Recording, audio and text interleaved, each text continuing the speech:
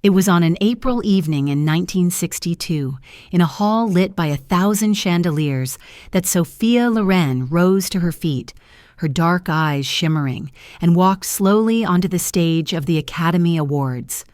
The audience knew they were witnessing history, though few understood the weight of memory she carried in her slender figure, for behind that golden statue lay the ashes of Naples, hunger, and the scars of war that still whispered in her heart.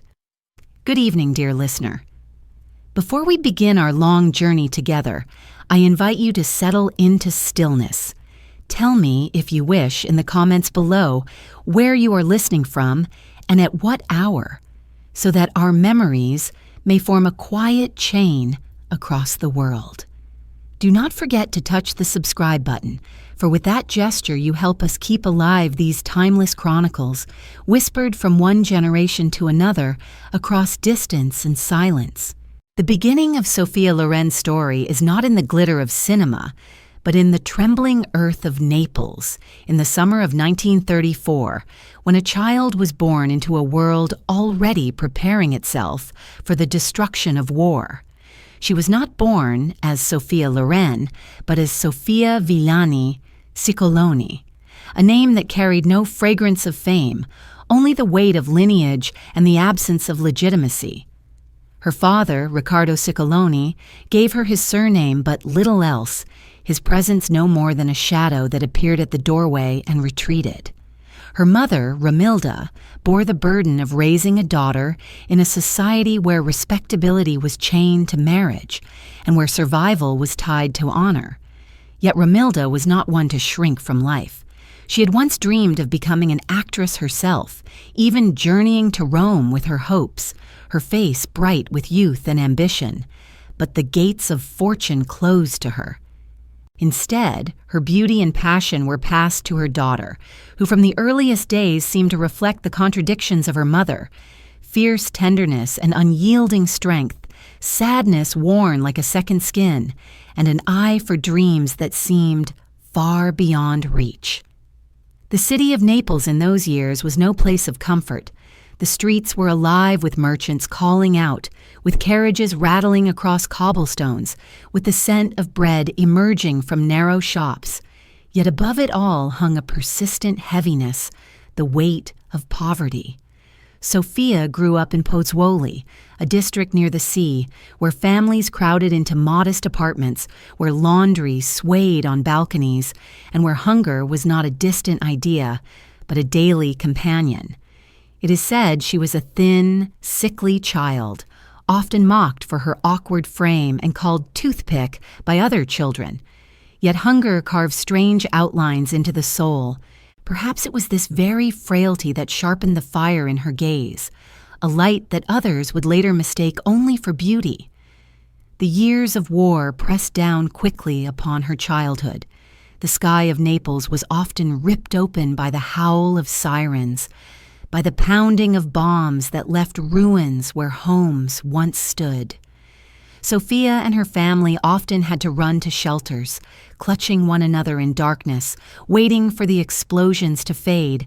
In those nights, her mother would whisper words of comfort, but always there was the silence after, the silence of wondering whether tomorrow would still exist. Children of war carry a certain knowledge, an understanding that nothing is secure, that love, home, even bread can vanish in an instant. Did that knowledge already prepare her for the uncertainties of fame, the fleeting nature of applause? No one can say for certain, yet the roots of endurance were planted in those fearful years. Her mother did what she could to nourish her daughters, Sophia and younger Maria, but food was scarce. At times, they survived on scraps and meager rations. Romilda pawned what little she had, traded what was left, stretched each coin as if it were elastic. And still, amid the hardship, she clung to dignity. She encouraged her daughters to stand tall, to believe that something more lay beyond the gray walls of poverty. When Sophia walked through the narrow streets, barefoot and thin, she was already learning the art of carrying herself with presence, even when dressed in rags. It is perhaps here that the earliest seeds of performance were sown, not on the stage, but in the daily act of surviving with grace. Naples was a city of contradictions, torn between beauty and decay. Alongside poverty, there was music. In the evenings, one could hear mandolins strumming in taverns, voices rising in song, the kind of music that makes even hunger seem briefly forgotten. Young Sophia would hear the fishermen's chants, the cries of merchants, the lullabies drifting from windows, all weaving into the tapestry of her earliest memories. These sounds, mingled with the scent of salt air from the sea and the smoke from coal fires, became the backdrop of her youth.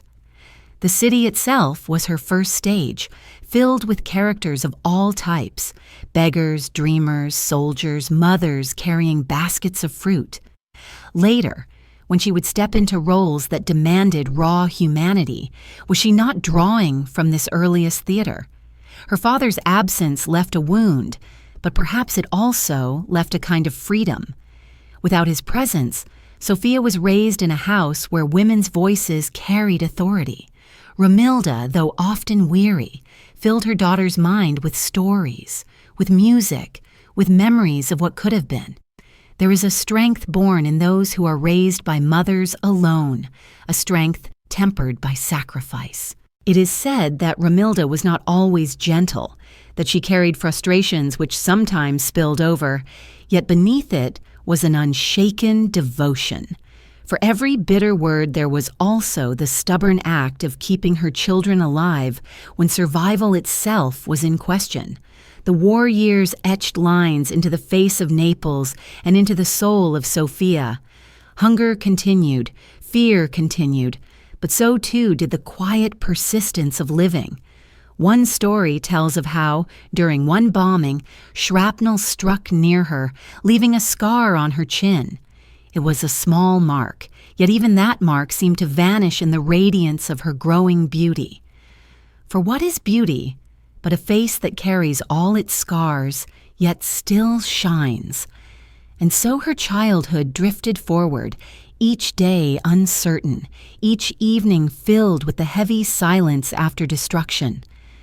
In this silence, the young girl learned to wait, to endure, to imagine. She would gaze into mirrors, seeing not yet the temptress of cinema, but a thin child with eyes too large for her face. Yet in those eyes was already a world of longing, a depth of sorrow and fire. Perhaps it is in childhood that the roles of life are chosen, not by us, but by the shaping hand of circumstance. When the sirens quieted, when the war gave way to uneasy peace, the city emerged scarred, but alive. And so too did Sophia. She was still a child, still uncertain of who she might become, but already carrying the resilience of survival. Out of ruins grows not only weeds, but sometimes flowers of unyielding strength. Could anyone, watching the thin girl of Pozzuoli, have imagined the statuesque beauty who would one day conquer Hollywood? Or was it already there, invisible but inevitable, like the faint outline of a figure hidden beneath the marble, waiting for the sculptor's chisel? As night fell over Naples in those years, with the sky still heavy with the memory of fire, Sophia lay awake listening to the distant sounds, the waves crashing against the shore, the murmurs of neighbors, the fading footsteps in cobbled streets. Childhood slipped quietly into adolescence, carrying with it the scars of hunger, the imprint of absence, the strength of her mother's will. In that restless silence she dreamed, though she did not yet know what of, and always in the distance there lingered the echo of air raid sirens, fading but never forgotten. The echo of the sirens faded into memory, yet the silence they left behind clung to the narrow streets like a film of dust mixed with the lingering scent of sea salt and coal smoke that drifted in from the harbor. It was within this uneasy peace that Sophia entered her adolescence, no longer the frail child cowering in bomb shelters, but not yet the radiant woman who would capture the world's gaze. Pozzuoli remained her universe, its labyrinth of alleys and stone courtyards shaping the rhythm of her days, its mixture of hardship and resilience sculpting the lines of her spirit. Here, barefoot children darted between fishermen mending their nets, women leaned from balconies to call across courtyards, and vendors' voices rose with the same insistence as the gulls circling overhead. For a girl whose father had chosen absence, the city itself became both parent and tutor, teaching through scarcity and song. Her mother, Romilda, stood at the heart of this world like a pillar carved of both sorrow and pride.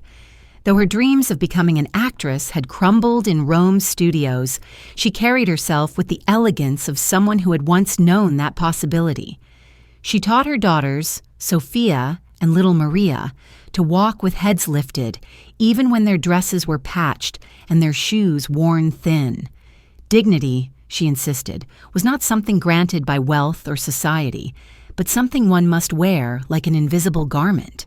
Still, dignity did not feed empty stomachs. Romilda scoured markets, bargained with neighbors, and stretched each loaf of bread until it could stretch no further. At times, she took work as a piano teacher, letting her fingers wander over keys with the sadness of abandoned ambition, while her daughters listened in the small apartment, where the paint flaked from the walls and the air smelled faintly of damp stone. The absence of their father lingered like an unanswered question in every corner. Though Riccardo Ciccolone had given his name, he gave no bread, no coin, no shelter. For young Sophia, his absence was not merely a gap, but a wound, one that whispered shame in a society where legitimacy mattered more than hunger. Other children sometimes mocked her, and she felt the sting of their laughter, yet beneath it there grew a hardened resolve. Perhaps it was then that she learned what it meant to walk through derision without bowing her head, a lesson that would later serve her when critics whispered that she was too voluptuous, too earthy, too Italian for Hollywood's narrow ideals. Adolescence in Pozzuoli was no gentle unfolding, but a storm of contradictions. Hunger remained, but so too did the stirrings of beauty, the subtle shift of a face once called awkward into a visage that drew glances in markets and on cobblestones. Her large eyes seemed always to hold a story half told. Her lips carried a gravity that belied her years. She was still thin, her body stretching into adolescence with more promise than substance, yet something unmistakable was forming. Neighbors noticed, whispered, perhaps with envy, perhaps with curiosity, that the Ciccolone girl was beginning to bloom. For Sophia, however, beauty was no crown but a strange burden, one that made her visible in ways she did not yet understand. Her days were filled with ordinary rituals, helping her mother, caring for her sister, queuing for rations, walking to school along dusty streets. Yet even in these routines, she felt the pull of dreams unspoken. In the evenings, when Romilda's friends gathered, talk often turned to cinema. The glamour of stars seemed impossibly distant, yet the flickering images of actresses on screen offered both escape and a mirror of her mother's lost ambitions. Perhaps in these evenings, when lamplight glowed dimly against cracked walls, the thought first arose that she too might step into that other world, though it must have seemed as unreachable as the moon. Life in Pozzuoli demanded both endurance and imagination. The harbor offered sights that hinted at a wider universe, ships coming and going, sailors with accents from distant coasts, the horizon stretching beyond the known. For Sophia, these glimpses may have planted early seeds of wanderlust, though she could not yet name it. At the same time, the coal smoke from furnaces, the rough laughter of laborers, the endless effort to survive tied her firmly to earth. In this tension between the pull of beyond and the anchor of poverty, her adolescence unfolded like a rope stretched taut. Her mother's role was both shelter and weight. Romilda was fiercely protective, at times demanding, always insistent that her daughters rise above their station. She encouraged Sophia to imagine possibilities beyond their street, but also pressed upon her the necessity of resilience. Stories suggest that Romilda pushed Sophia toward beauty contests and small opportunities, believing in her daughter's potential even when Sophia herself doubted. Such belief can be both gift and pressure, for in her mother's eyes lay the unfulfilled dreams of her own youth. Did Sophia feel, even then, that she was carrying not only her own destiny, but also her mother's unfinished journey? Perhaps, for children often inherit not only the blood of their parents, but also their silent longings. As adolescence deepened, Sophia's appearance transformed further, her awkwardness softening into curves that startled even her. In a society still bound by traditional mores, her sudden blossoming was both admired and judged. Men's eyes lingered, women whispered warnings. Her mother both protected and propelled her forward. This duality, admired and criticized, desired and doubted, would follow her through life, and in these early years she began to understand its weight. For what is beauty but a mirror that reveals as much about others' desires and fears as it does about the one who bears it? The streets of Pozzuoli remained harsh, yet they also offered the first stage upon which she unconsciously rehearsed. When she walked through markets, carrying herself with a mixture of pride and shyness, she was already practicing the art of presence. When she sat quietly at home, listening to her mother's tales, she was learning the rhythms of storytelling. When hunger gnawed, she learned to endure with silence, a skill that later allowed her to inhabit roles of suffering with such authenticity that audiences wept. Night in Pozzuoli carried its own lessons. The coal smoke settled, the sea winds cooled the alleys, voices dwindled to murmurs. In such stillness, dreams crept in. Perhaps she imagined herself on distant shores. Perhaps she replayed in her mind the faces of actresses glimpsed in cinema posters. Or perhaps she simply listened to the sounds, the creaking of wooden beams, the distant cry of a fisherman returning late, the faint hum of life persisting even in exhaustion. These nights carved patience into her, the patience of one who waits without certainty, who learns to dwell in longing without demanding its end. It was in this crucible of adolescence, fatherless, poor, mocked, yet slowly awakening to her own presence, that Sophia's spirit took shape. She was still far from cinema, far from fame, yet within her already lay the qualities that would later astonish the world: resilience born of scarcity, allure sharpened by hardship, and an authenticity rooted not in luxury, but in survival. When neighbors spoke of her transformation, they may have thought only of her growing beauty. Yet beneath that surface, a more profound transformation was unfolding, one invisible to all but time, the forging of a soul that could bear both triumph and tragedy. As another day ended in Pozzuoli, the scent of coal still clung to the air, mingled with the salt of the sea. Sophia, not yet Sophia, sat quietly beside her sister, her mother nearby, the weight of absence still unspoken in the room. Outside, the city murmured in its familiar tones, voices calling, footsteps echoing, the faint rattle of carts along the stones. And in that mingling of sounds and scents, the thin thread of her adolescence stretched onward, fragile yet unbroken, toward a future still hidden. The voices in the streets faded with the night, leaving only the echo of footsteps and the faint rattling of carts vanishing into distance. Out of that chorus of ordinary life, Sophia began to step into something unfamiliar, a new kind of visibility that arrived not with the certainty of destiny, but with the tentative gestures of chance. In those years, beauty contests sprouted like fragile flowers amid the rubble of post-war Italy. They were at once celebrations of survival and spectacles of distraction, offering crowds a brief escape from hunger and ruin by gazing upon faces that promised a different kind of future. Into this arena, Romilda nudged her daughter, sensing perhaps what others had already begun to notice, that the girl once called awkward was changing into a figure of startling allure.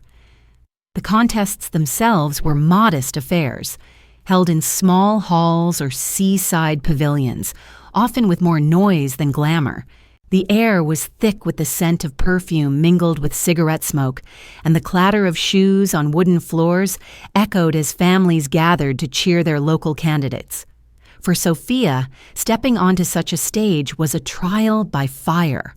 She was shy, unpolished, still uncertain of her own form, yet when the lights fell upon her, something subtle shifted. The awkward child seemed to melt away, and in her place stood a young woman whose eyes carried the shadows of bomb shelters and the glow of endurance. Spectators may not have understood why they were captivated, but they felt it all the same. At first, she did not win. She placed here and there, enough to be noticed, not enough to crown her with certainty. But visibility itself was a kind of victory. Each time she stood among other girls, each time she walked across a stage, while music played faintly in the background, she was learning how to be seen without shrinking. That, perhaps, was the true lesson.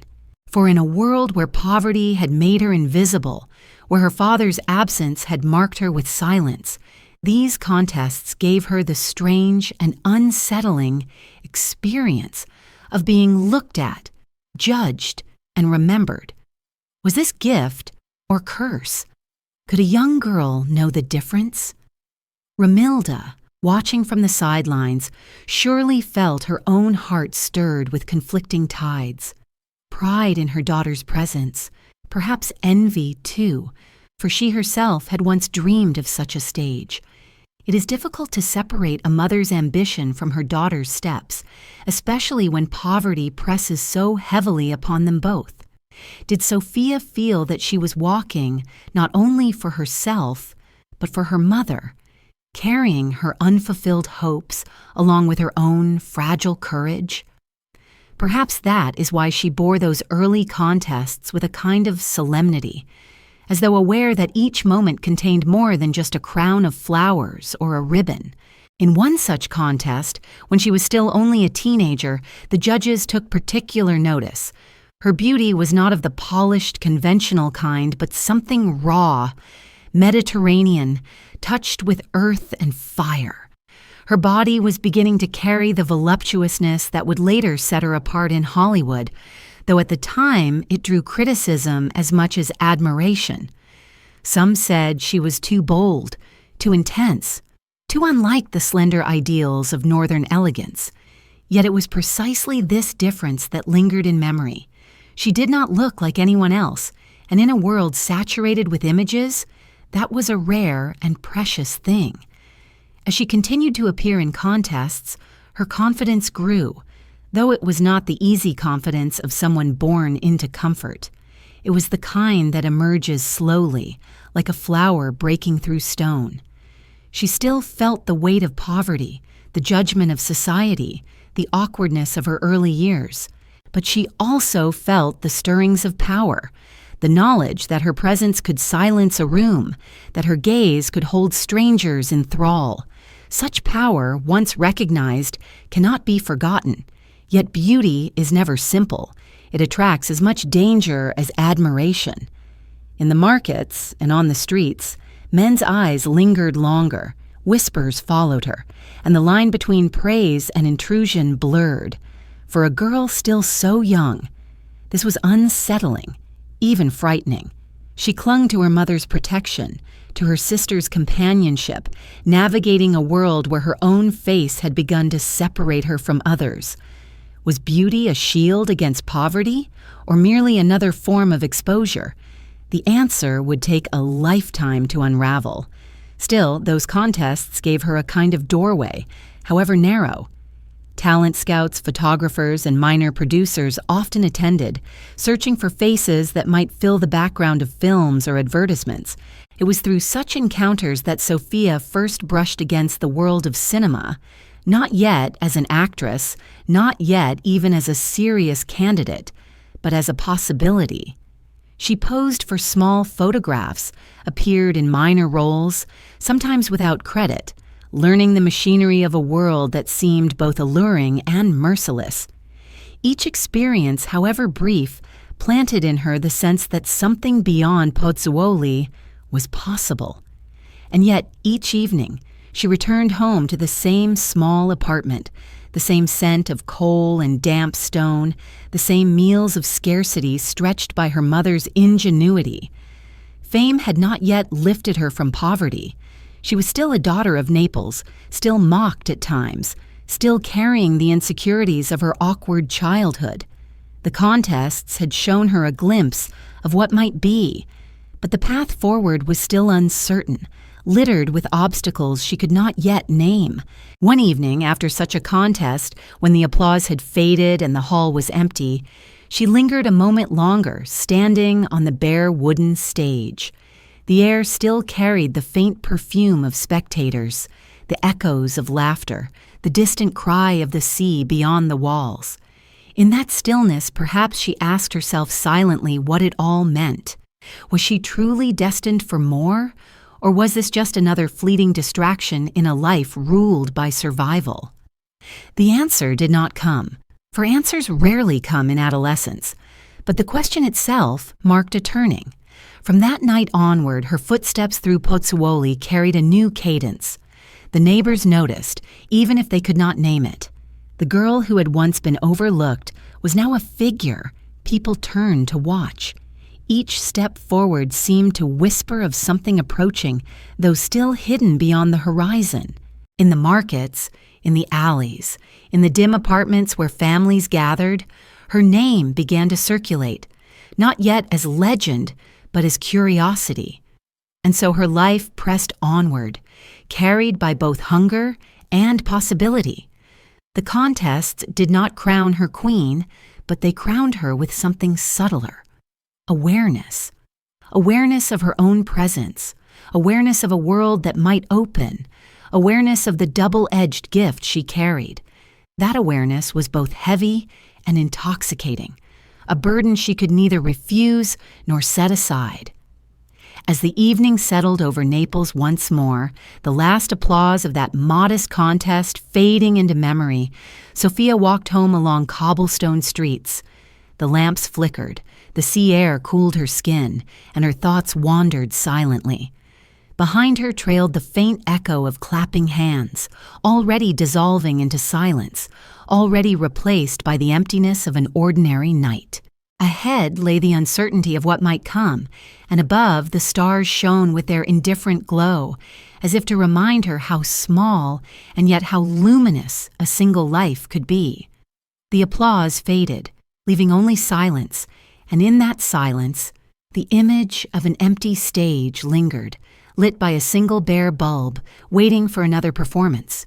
The glow of that single bulb over the empty stage lingered in her memory, a pool of light in the shadows, fragile yet insistent, as though it were beckoning her towards something she could not yet name. Out of that light came her first steps into the world of cinema, tentative at first, almost accidental, yet carrying within them the force of inevitability. The beauty contests had given her exposure, a visibility she had never asked for yet could not ignore. And it was through these small portals that the film industry, always hungry for new faces, first glimpsed the young girl from Pozzuoli. Her earliest appearances were fleeting, sometimes as an extra, sometimes as a background figure, passing briefly across the screen. To those watching, she was little more than a shadow, a blurred form among many. Yet for her, each moment was an apprenticeship. She observed the machinery of film, the heavy cameras like watchful eyes, the sharp calls of directors, the restless murmur of crews moving lights and props. She watched how actresses carried themselves, how even in stillness they seemed to command attention, how they transformed under makeup and costume into figures larger than life. For a girl who had grown up amid the gray dust of poverty, this world shimmered like an impossible dream. And yet she was there, not as spectator, but as participant, however small. But the industry was also merciless. Casting directors and producers did not see in her only potential. They saw raw material, something to be molded, renamed, reshaped to fit their ideals. The name Sophia Villani Ciccolone carried too much weight of poverty, too many syllables of the South, too many reminders of roots they wished to obscure. And so she was given a new name, Sophia Loren. The transformation was subtle, yet profound. With that new name, her past seemed both hidden and revealed. It offered her entry into a wider world, but at the cost of carrying a mask. Names are strange garments. They conceal as much as they reveal, and once worn long enough, one begins to forget the feel of one's own skin. Did she feel a pang of loss when her old name was set aside, or did she embrace it as necessary armor? No one can say, not even perhaps she herself. With her new name came new opportunities. She began to appear more prominently in films, often in small roles that showcased her growing allure. Directors noticed her eyes, dark and expressive, eyes that seemed to carry entire histories within them. They noticed her figure, statuesque yet earthy, sensual yet uncontrived. She was not yet polished, not yet the goddess she would become, but something undeniable radiated from her presence. In a post-war Italy still reeling from devastation, audiences hungered for figures who embodied both survival and beauty, both endurance and desire. In Sophia, they found such a figure, though she herself was still discovering what that meant. Yet the transformation was not without struggle. She was young, inexperienced, still burdened by the insecurities of her childhood. Critics sometimes dismissed her as another pretty face, another provincial girl lifted briefly by chance. She felt the sting of such judgments, the reminder that the world valued her for appearance before it valued her for talent. And yet within her burned a stubborn flame. She had known hunger, known fear, known the silence of being overlooked. These experiences gave her resilience. She could endure mockery as she had endured poverty, waiting for her chance to prove that she was more than what others assumed. Her mother, always near, encouraged and guided, sometimes fiercely, sometimes tenderly. Romilda knew the ways of ambition, knew too the dangers, and though she pushed her daughter forward, she also tried to shield her from the harsher edges of an industry eager to consume innocence. Their bond was both strength and tension, for in each step Sophia took, her mother's unfulfilled dreams echoed. When Sophia walked onto a set, she carried not only her own aspirations, but also the weight of Romilda's abandoned youth. Perhaps this dual burden made her more determined, for she was not only living for herself. As she moved from extra to supporting roles, she began to taste the peculiar intoxication of cinema. On screen, she could become anyone, an aristocrat, a peasant, a lover, a mourner. She could slip into lives far removed from the narrow streets of Pozzuoli. Yet even as she transformed, a question remained. Who was she beneath these roles? Was she still Sophia, the child of hunger and sirens, or was she now Sophia Loren, the creation of producers and studios? Perhaps she was both, forever intertwined, forever shifting between authenticity and performance. Audiences, however, did not ask such questions. They responded instinctively to her presence.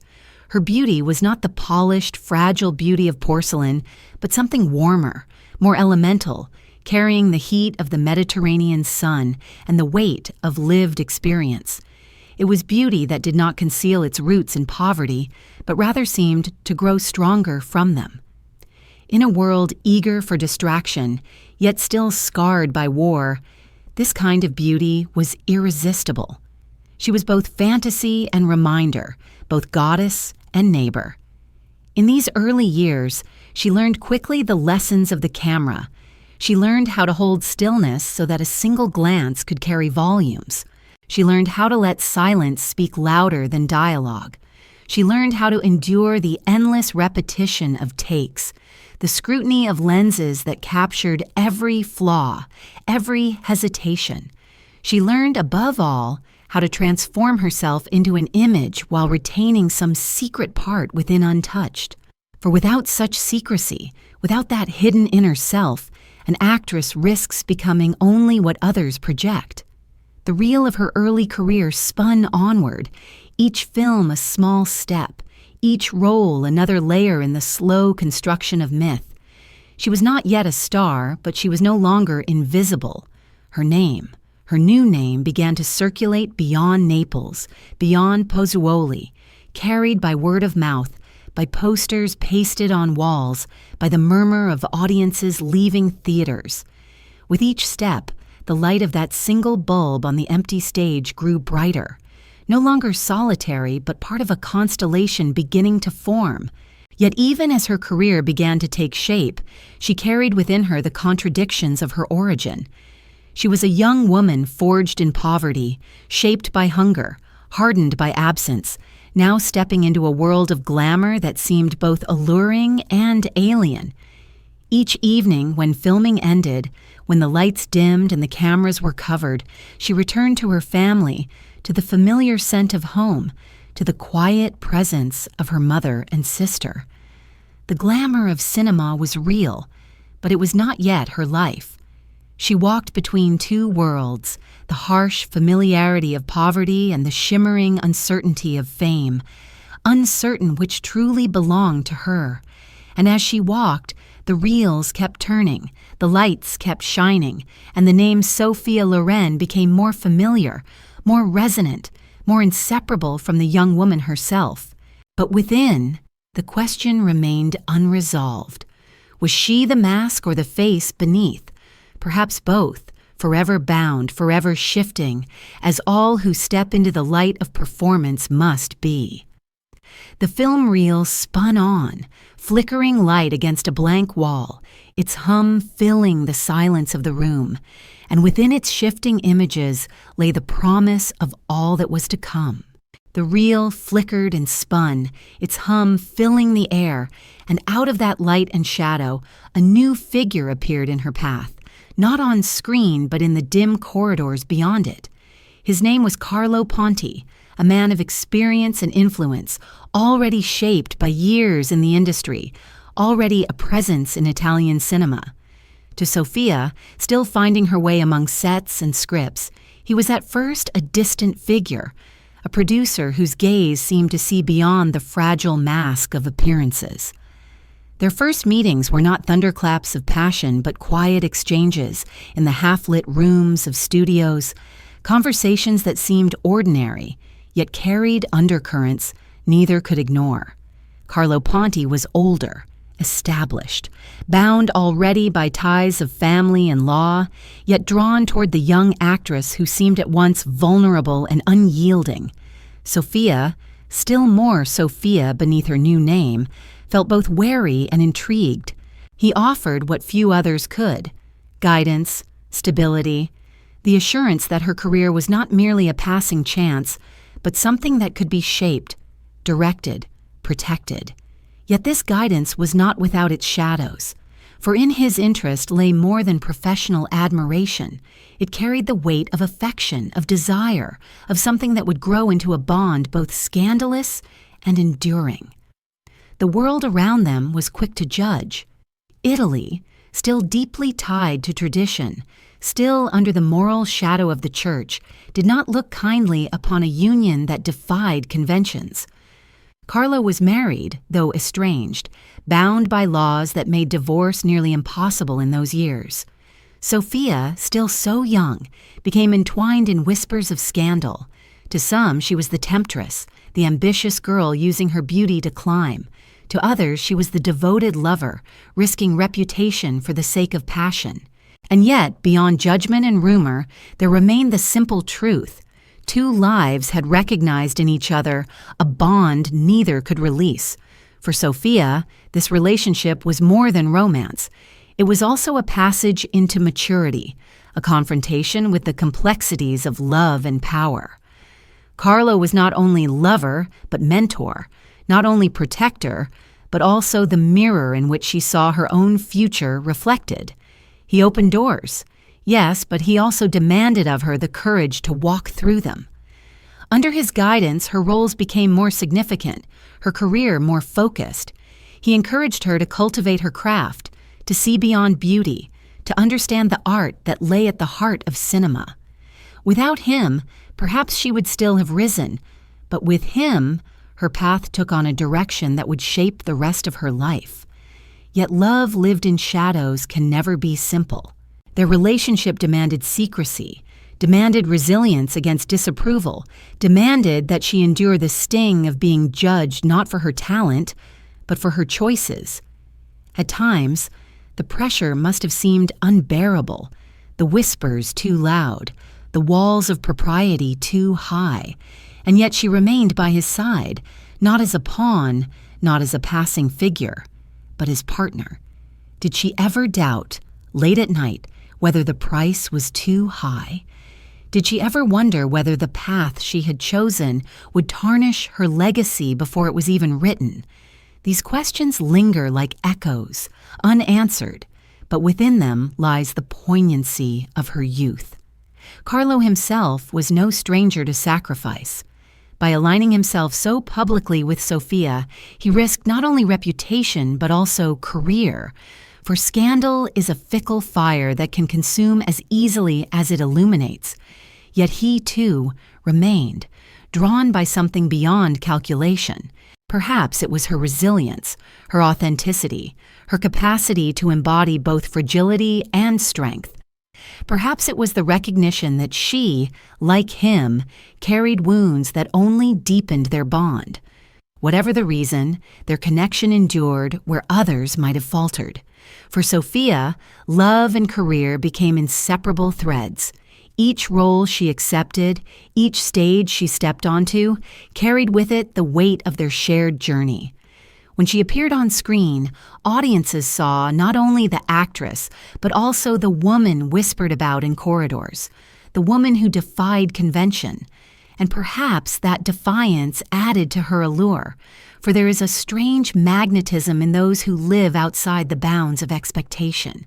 She became not just a beauty, not just an actress, but a figure of fascination, a woman whose life seemed as dramatic as the roles she played. Yet behind the fascination lay quiet moments, the kind history seldom records.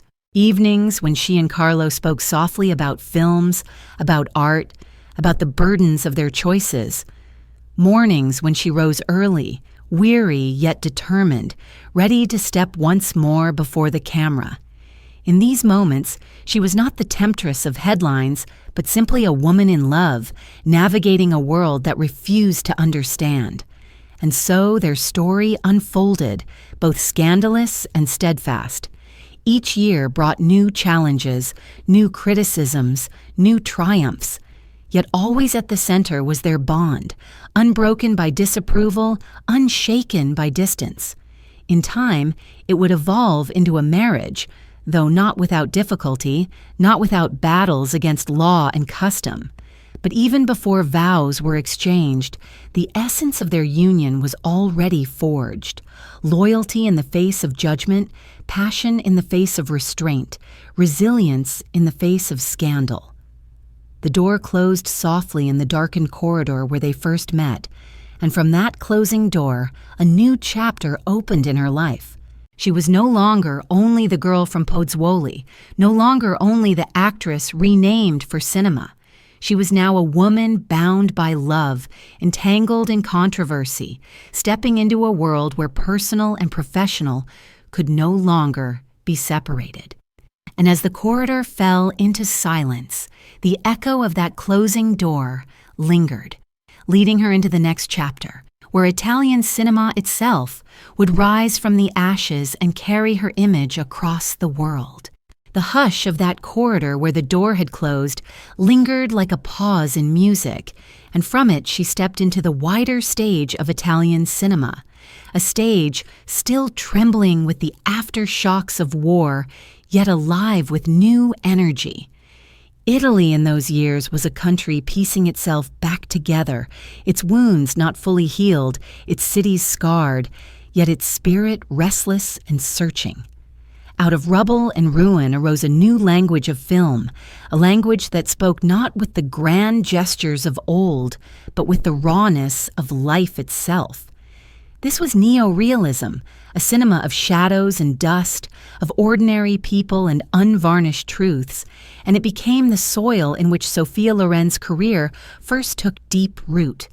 She moved now from small roles into more substantial parts, guided by Carlo Ponti's hand, but also by her own hunger to prove that she was more than a beautiful face. Directors saw in her something unusual, a sensuality that was undeniable, yes, but also a depth, a capacity to embody not only desire but also sorrow, resilience, the weary dignity of those who have endured hardship. On screen, she was not an untouchable goddess of fantasy, but a woman who could be both neighbor and dream, who carried in her gaze the memory of hunger and sirens, even as she dazzled with allure. Italian audiences recognized themselves in her, even as they admired her. She was of their soil, their streets, their history. She had the warmth of a southern sun and the earthiness of a woman who knew struggle. When she appeared in films alongside Marcello Mastroianni, Vittorio De Sica, and other figures of the era, something remarkable happened. The screen seemed to shift around her, bending to her presence, enlarging to contain her vitality. Her laughter rang with both joy and irony, her tears with both grief and truth. She was, in essence, an extension of the neo-realist spirit, yet also something beyond it, for she carried glamour where glamour had no business being, and yet it never felt false. Her early roles revealed the duality that would define her image, the temptress and the sufferer, the figure of desire, and the embodiment of endurance. In one moment, she could be the fiery woman whose sensuality lit the screen. In another, she could be the grieving mother or the weary peasant, and both felt authentic because both belonged to her. Perhaps it was this paradox that made her irresistible. She was at once untouchable and deeply familiar. For Italy, still recovering, her presence was more than entertainment. She became a symbol of resilience, of a nation that could rise from ashes, not by denying its pain, but by embodying it, transforming it into art. When people watched her, they were not only admiring beauty, they were seeing themselves reflected in her strength, her earthiness, her refusal to hide the shadows behind the light. She carried on her shoulders the contradictions of her country, poverty and splendor, sorrow and joy, tradition and change, and she did so with grace that seemed effortless, though it was surely hard-won. But the rise was not without struggle. Critics, often slow to embrace those who defy categories, sometimes dismissed her as too sensual, too provincial, too bound to the image of the temptress. International observers especially struggled to see beyond her voluptuous presence, as though her body were a barrier against the recognition of her craft. Sophia herself felt the sting of this narrowing gaze, the frustration of being reduced to surface when she was striving for depth. Yet she endured, as she had endured hunger and absence, with a quiet determination to let her work speak louder than words. In those years, she became not only a star, but a presence woven into the daily lives of Italians. Her image appeared on posters, in magazines, on the lips of those who debated films in cafes and taverns. Her name carried the rhythm of aspiration. To young women, she was both inspiration and question. Could one, too, rise from poverty into light? To men, she was both dream and challenge, embodying a sensuality that was both inviting and intimidating. To the nation as a whole, she was a face of survival, a reminder that beauty can emerge from ruin. The films themselves became part of her education. Each role taught her something new, not only about acting, but about herself. In embodying women of strength, she found her own strength deepened. In playing Women of Sorrow, she confronted her own sorrows anew. Acting was not escape, but immersion, not departure from reality, but a deeper entry into it. This is perhaps why audiences believed her so deeply, because she was not pretending so much as remembering, channeling the truths already etched in her soul. Carlo remained by her side, shaping her career, navigating the world of contracts and negotiations.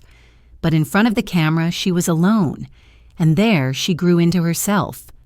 The more she acted, the more she understood that her gift was not only in her beauty, but in her capacity to embody contradiction. She could be glamorous yet earthy, desired yet wounded, exalted yet ordinary. She was the fusion of neo-realism's authenticity and cinema's allure, and in this fusion lay the unique essence of Sophia Loren. Evenings after filming, when the lights dimmed and the sets emptied, she would walk quietly through the streets, still carrying fragments of her roles within her. The voices of characters lingered in her ears, the gestures remained in her body, the emotions flickered still in her eyes. Acting, she discovered, was not something that could be entirely set aside. It seeped into life, blurred the boundary between self and role. Was she Sophia Loren, or the women she portrayed, or both? Perhaps she was becoming all of them at once, a vessel for countless lives. And so, her rise in Italian cinema continued, each film another stone laid upon the path, each role another step deeper into the myth she was weaving. She was no longer merely the girl discovered in beauty contests, no longer merely the protégée of a powerful man.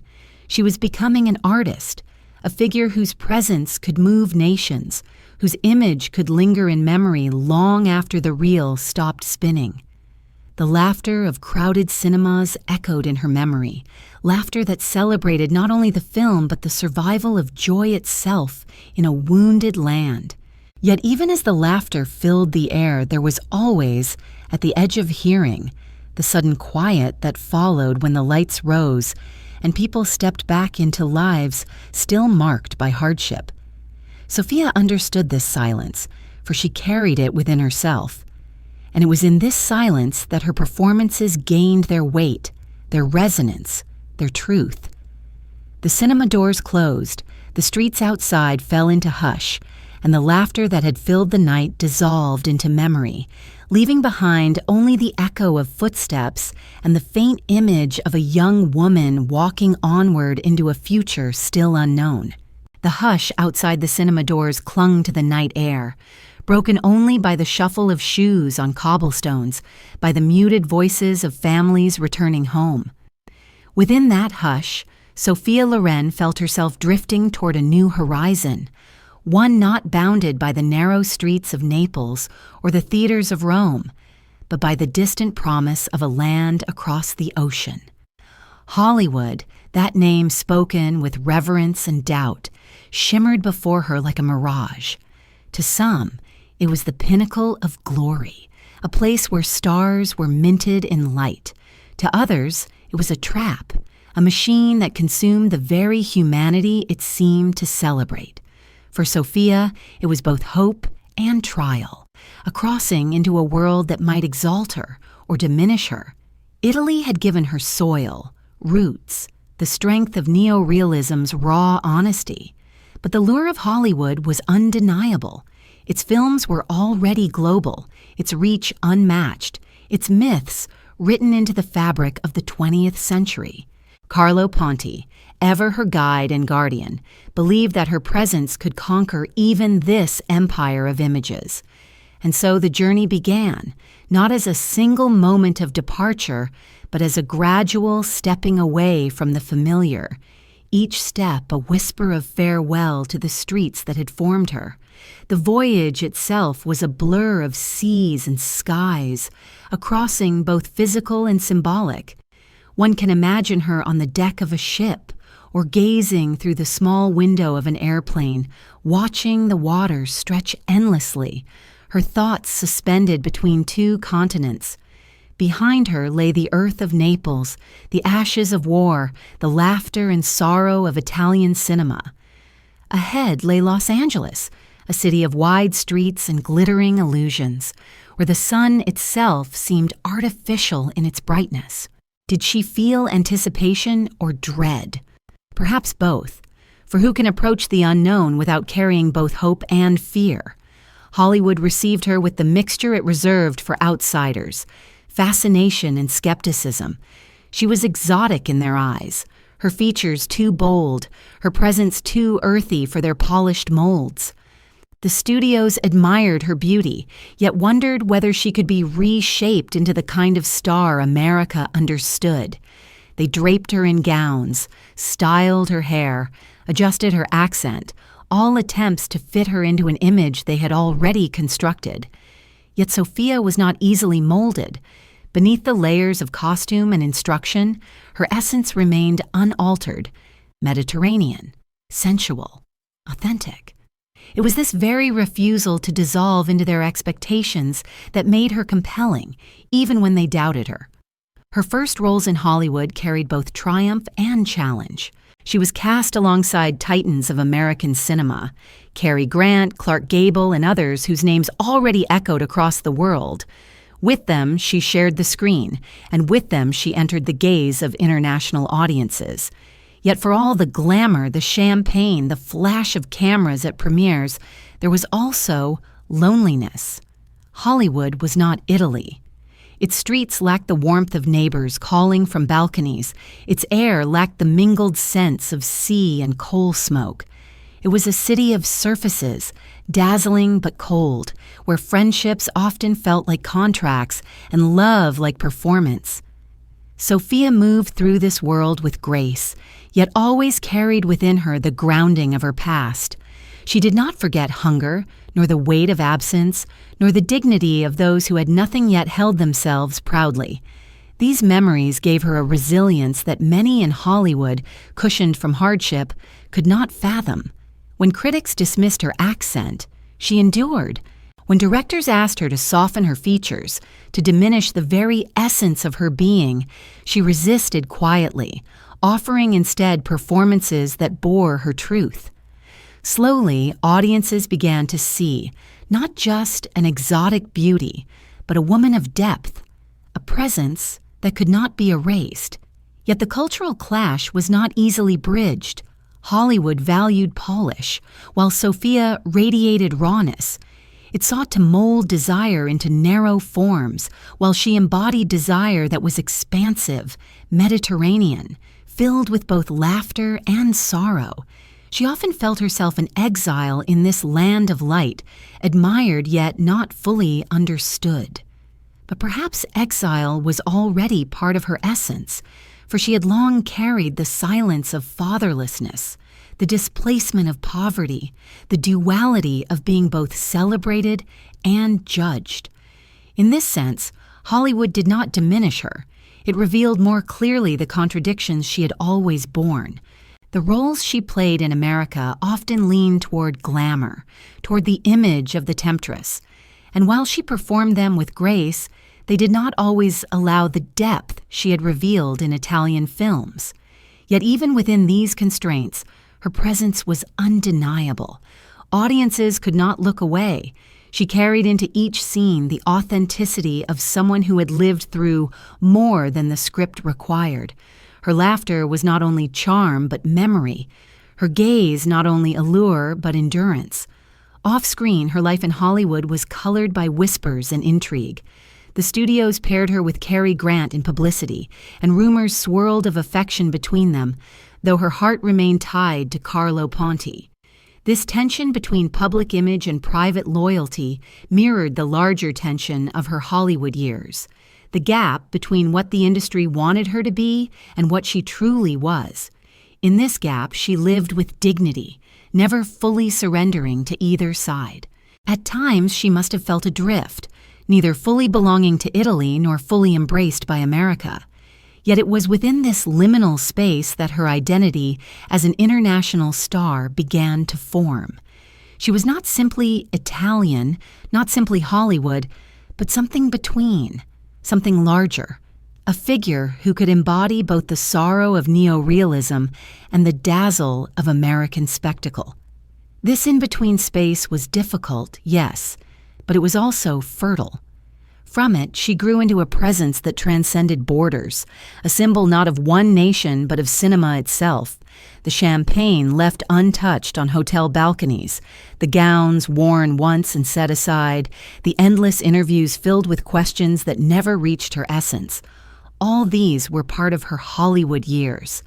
Yet beneath them was the steady flame of her craft, the unyielding memory of where she had come from, and the love that bound her still to Carlo, far away, yet ever near. As another evening ended and the lights of Los Angeles shimmered against the dark hills, Sophia stepped out onto a balcony. Before her stretched a city glittering like a constellation, each light a promise, a temptation, a threat. She lifted the glass of champagne to her lips, then set it down untouched, gazing instead into the distance. Behind her lay the reels of Italy, the laughter and sorrow of her homeland. Before her lay the uncertain embrace of Hollywood, dazzling yet cold. Between the two, she stood alone, luminous in her solitude, carrying within her the weight of both worlds. The glass remained on the balcony table, untouched, its bubbles fading slowly into silence. The glass of champagne rested on the balcony table, its bubbles fading into silence, and from that silence there arose the murmur of another world. The world of on-screen partnerships that glowed with glamour, yet pulsed with undercurrents of desire and restraint. Hollywood, ever eager to pair beauty with power, cast Sophia Loren alongside men whose names already echoed across continents. Cary Grant, Clark Gable, figures carved in silver light, embodiments of American charm and masculinity.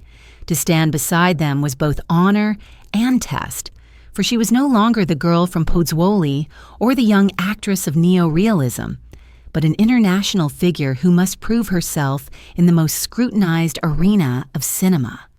With Cary Grant, the chemistry was undeniable. His elegance was quiet, his voice a smooth current, his gaze both playful and restrained. Beside him, Sophia's presence burned with a warmth that seemed at once untamed and disciplined, like a flame guided by invisible hands. Together they created images that audiences carried with them long after the film ended, scenes filled with longing, with unspoken tension, with the suggestion of desire restrained by circumstance. The cameras captured not only performance, but also the flicker of something deeper, something that could not be fully hidden. Whispers circulated of their closeness, of moments when fiction seemed to brush against truth. Did Cary truly fall for her? Did she, for a fleeting instant, feel the pull of his devotion? The truth remains veiled like the soft veil of mist that covers a city at dawn, seen and unseen, suggested but never declared. Yet even amid such whispers, Sophia's loyalty remained tethered to Carlo Ponti. Her heart, already entwined with his, carried the weight of their bond, the secrecy of their love, the resilience of their scandal. To the world she might have seemed torn between suitors, the temptress of both screen and life. But beneath the surface, she lived a fidelity that was not easily visible, one that endured despite distance, despite judgment, despite the allure of other paths. And perhaps this fidelity lent to her performances their unique gravity. For when she gazed upon Cary Grant on screen, when she played the role of desired woman or desiring lover, there was always within her the silent knowledge of what was real and what was illusion. This gave her portrayals a depth that audiences sensed but could not fully name. With Clark Gable, the dynamic was different. He, the older king of Hollywood, brought with him the weight of legacy, the shadow of roles that had defined an era. Beside him, Sophia was both compliment and challenge, her Mediterranean fire meeting his rugged American confidence. Their films together carried less rumor, yet they shimmered with the allure of pairing two icons, each representing different worlds, different sensibilities. Sophia, in her gowns and gestures, radiated continental sophistication. Gable, with his smile and authority, embodied the fading grandeur of Hollywood's golden age. Together, they created images of transatlantic union, of a cinema that sought to bridge worlds through desire. Yet glamour, as always, was double-edged. For while these partnerships raised her profile, they also reinforced the image Hollywood preferred to see: Sophia Loren as temptress, as exotic beauty, as woman whose allure defined her roles. This was both gift and cage. The world adored her for it, yet she longed for more, longed for roles that would allow her to express not only desire, but also sorrow, resilience, complexity.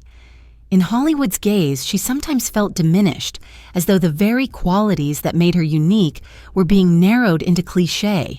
And still, she endured, using even these roles as opportunities to carve out presence, to show that behind the beauty lay authenticity, a woman who had lived, who had known hunger, who carried within her the shadows of Naples. Off-screen, the glamour mingled with loneliness. Premieres, parties, interviews, each demanded her smile, her presence, her charm. Yet often she found herself stepping back, retreating into quiet moments where she could remember who she was beneath the lights, on hotel balconies, in rented apartments, in dressing rooms where silence pressed heavily. She reflected on the strange distance between image and self. The world saw her as goddess, temptress, star. She saw herself still as Sophia, the girl who had once stood barefoot in Pozzuoli, mocked for her thinness, sheltered from bombs in dark cellars. These two selves coexisted uneasily, yet it was their very tension that gave her performances truth. The glamour of her partnerships with Cary Grant and Clark Gable shimmered brightly, but beyond the shimmer lay questions without answer. Did she ever long, even briefly, for a simpler life, one not bound by cameras and whispers? Did she ever wish she could walk unrecognized through streets, free of the weight of others' gazes? These questions drift like shadows across her story, unresolved, perhaps unresolvable. For once a figure enters the realm of myth, the possibility of anonymity vanishes. Sophia Loren, temptress of cinema, could never again be only Sophia Ciccoloni of Pozzuoli. And yet, within this loss lay also triumph. For by standing beside Hollywood's greatest men, by holding her own in their presence, by bringing to their polished charm her own authenticity, she carved a place that was unmistakably hers. She was not merely partner, not merely complement. She was equal, radiant in her own right, unforgettable. Her allure was not the fragile beauty of surface, but the enduring beauty of presence, a beauty that drew strength from scars and hunger and history. The typewriter keys clattered in studio offices, contracts signed, roles arranged, images curated. Yet beneath all the machinery of Hollywood, Sophia remained a woman carrying both dreams and burdens, both triumph and sorrow. She played her roles, walked her carpets, smiled for her cameras, but always within her lingered the quiet truth that glamour was only one face of life, that beneath the lights there was always shadow. The typewriter continued to clatter, its rhythm insistent, echoing down the corridor of a studio office, each keystroke sealing another page of her story, another role, another image crafted for the world to see. The clatter of the typewriter echoed through the studio corridors, each keystroke sealing contracts, shaping images, deciding fates, and from that echo rose a deeper sound, the toll of distant church bells, solemn and unyielding, ringing out judgment against a love that refused to be contained by law or custom.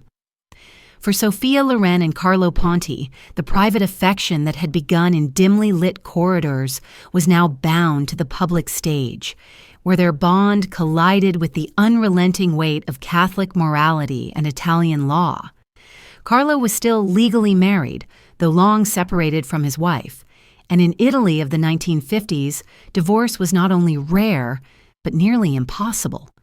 The church, the state, the community, all regarded marriage as indissoluble, a sacrament carved in stone.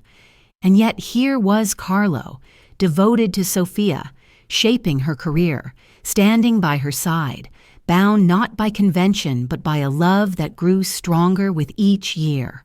For Sophia, still in her 20s, this bond was both sanctuary and burden. She longed for legitimacy, for the dignity of being not merely partner, but wife. Yet every path seemed blocked. The bells tolled with disapproval, and every headline whispered scandal. They sought solutions abroad, turning their gaze toward countries more permissive, places where divorce and remarriage could be arranged beyond the reach of Italian law. In Mexico, they found such a path, and in 1957, under foreign skies, Carlo Ponti and Sophia Loren were wed. It was a union of devotion, sealed not in secret, but with the quiet courage of two souls unwilling to surrender their bond to society's disapproval. For a moment, it must have seemed that love had triumphed, that the obstacles had been set aside. Yet the bells of judgment carried even across oceans. The church in Italy declared the marriage invalid. The state threatened charges of bigamy, and whispers grew louder, painting Sophia as scandalous, Carlo as reckless.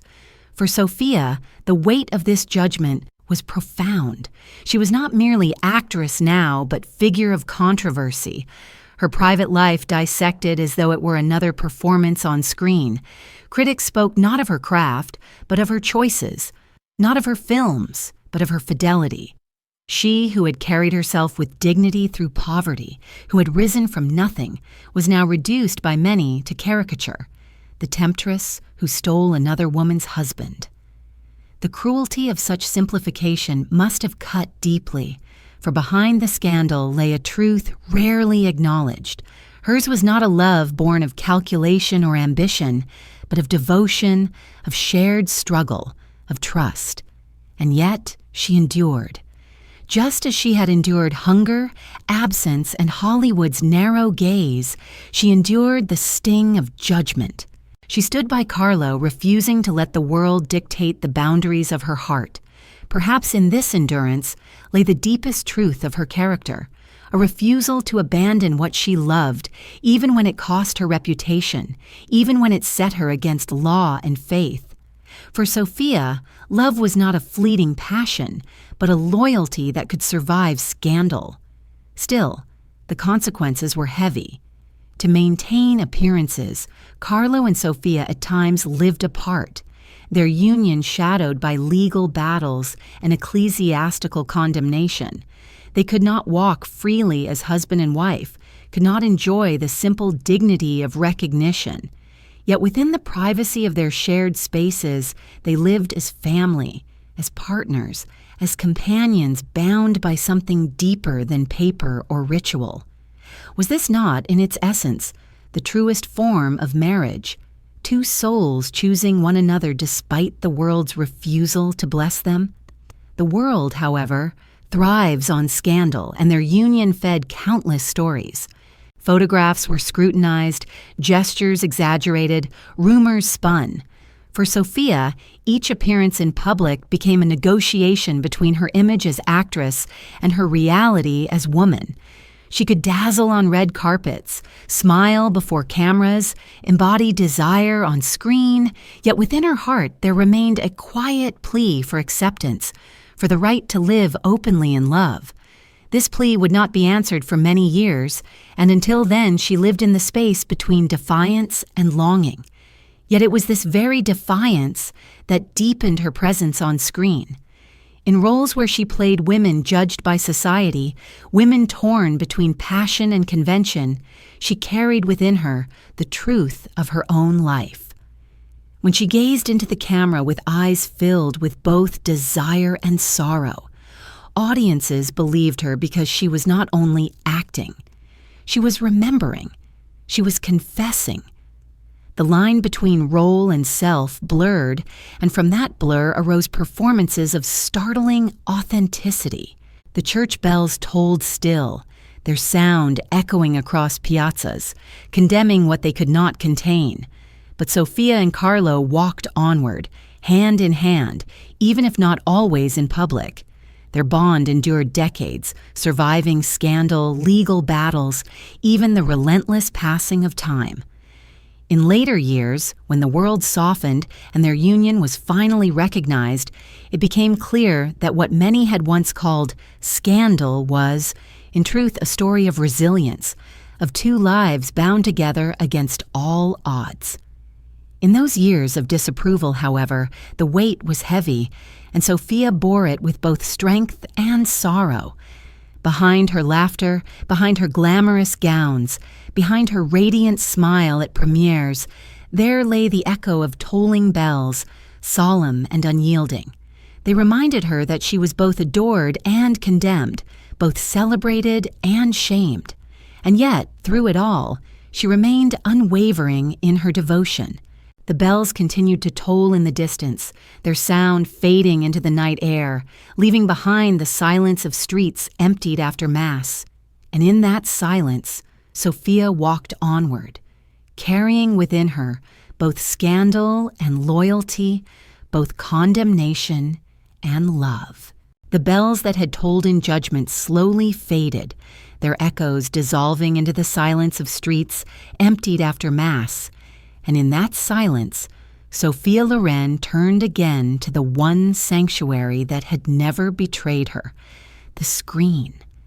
There, in the realm of flickering light, she found a place where judgment could be transfigured into art, where her own sorrows and scars could be given voice through the lives of others. It was within this sanctuary that her greatest triumph emerged, a performance so raw, so unflinching, that it shattered boundaries of language and nation. The film was Lazio Chiara, known to the world as Two Women, directed by Vittorio De Sica, himself a master of neorealism, and it became the crucible in which Sophia's talent was tested and revealed in its purest form. The story was harrowing, rooted in the very soil of Italy's wartime suffering. Sophia was cast as Caesira, a mother seeking refuge with her young daughter in the countryside during the chaos of World War II. It was a role originally intended for Anna Magnani, the fierce matriarch of Italian cinema. But when Magnani stepped aside, De Sica turned to Sophia. She was young for the role, perhaps too young in the eyes of skeptics, yet De Sica saw in her a capacity to channel not only youth, but also the gravity of a woman marked by endurance. To those who doubted, he simply replied that Loren carried in her eyes the truth of Italy itself. From the beginning, Sophia threw herself into the role with an intensity that blurred the line between memory and performance. She did not have to imagine hunger, she had known it. She did not have to fabricate the fear of war. She had crouched in shelters, listening to the thunder of bombs. She did not have to invent the bond between mother and child. She had lived her own mother's sacrifices, felt the weight of Romilda's devotion in the darkest hours of her youth. Every gesture, every tear, every moment of silence in Two Women was steeped in authenticity, drawn not from craft alone, but from lived experience. The pivotal scene in which Caesira and her daughter are assaulted by soldiers remains one of the most searing moments in cinema.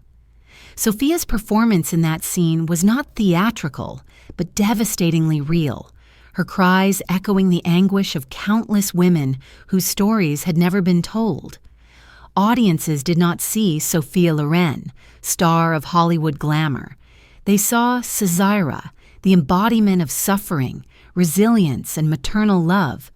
For many, it was as though the screen itself had become a mirror reflecting the unspoken pain of a nation still healing from its wounds.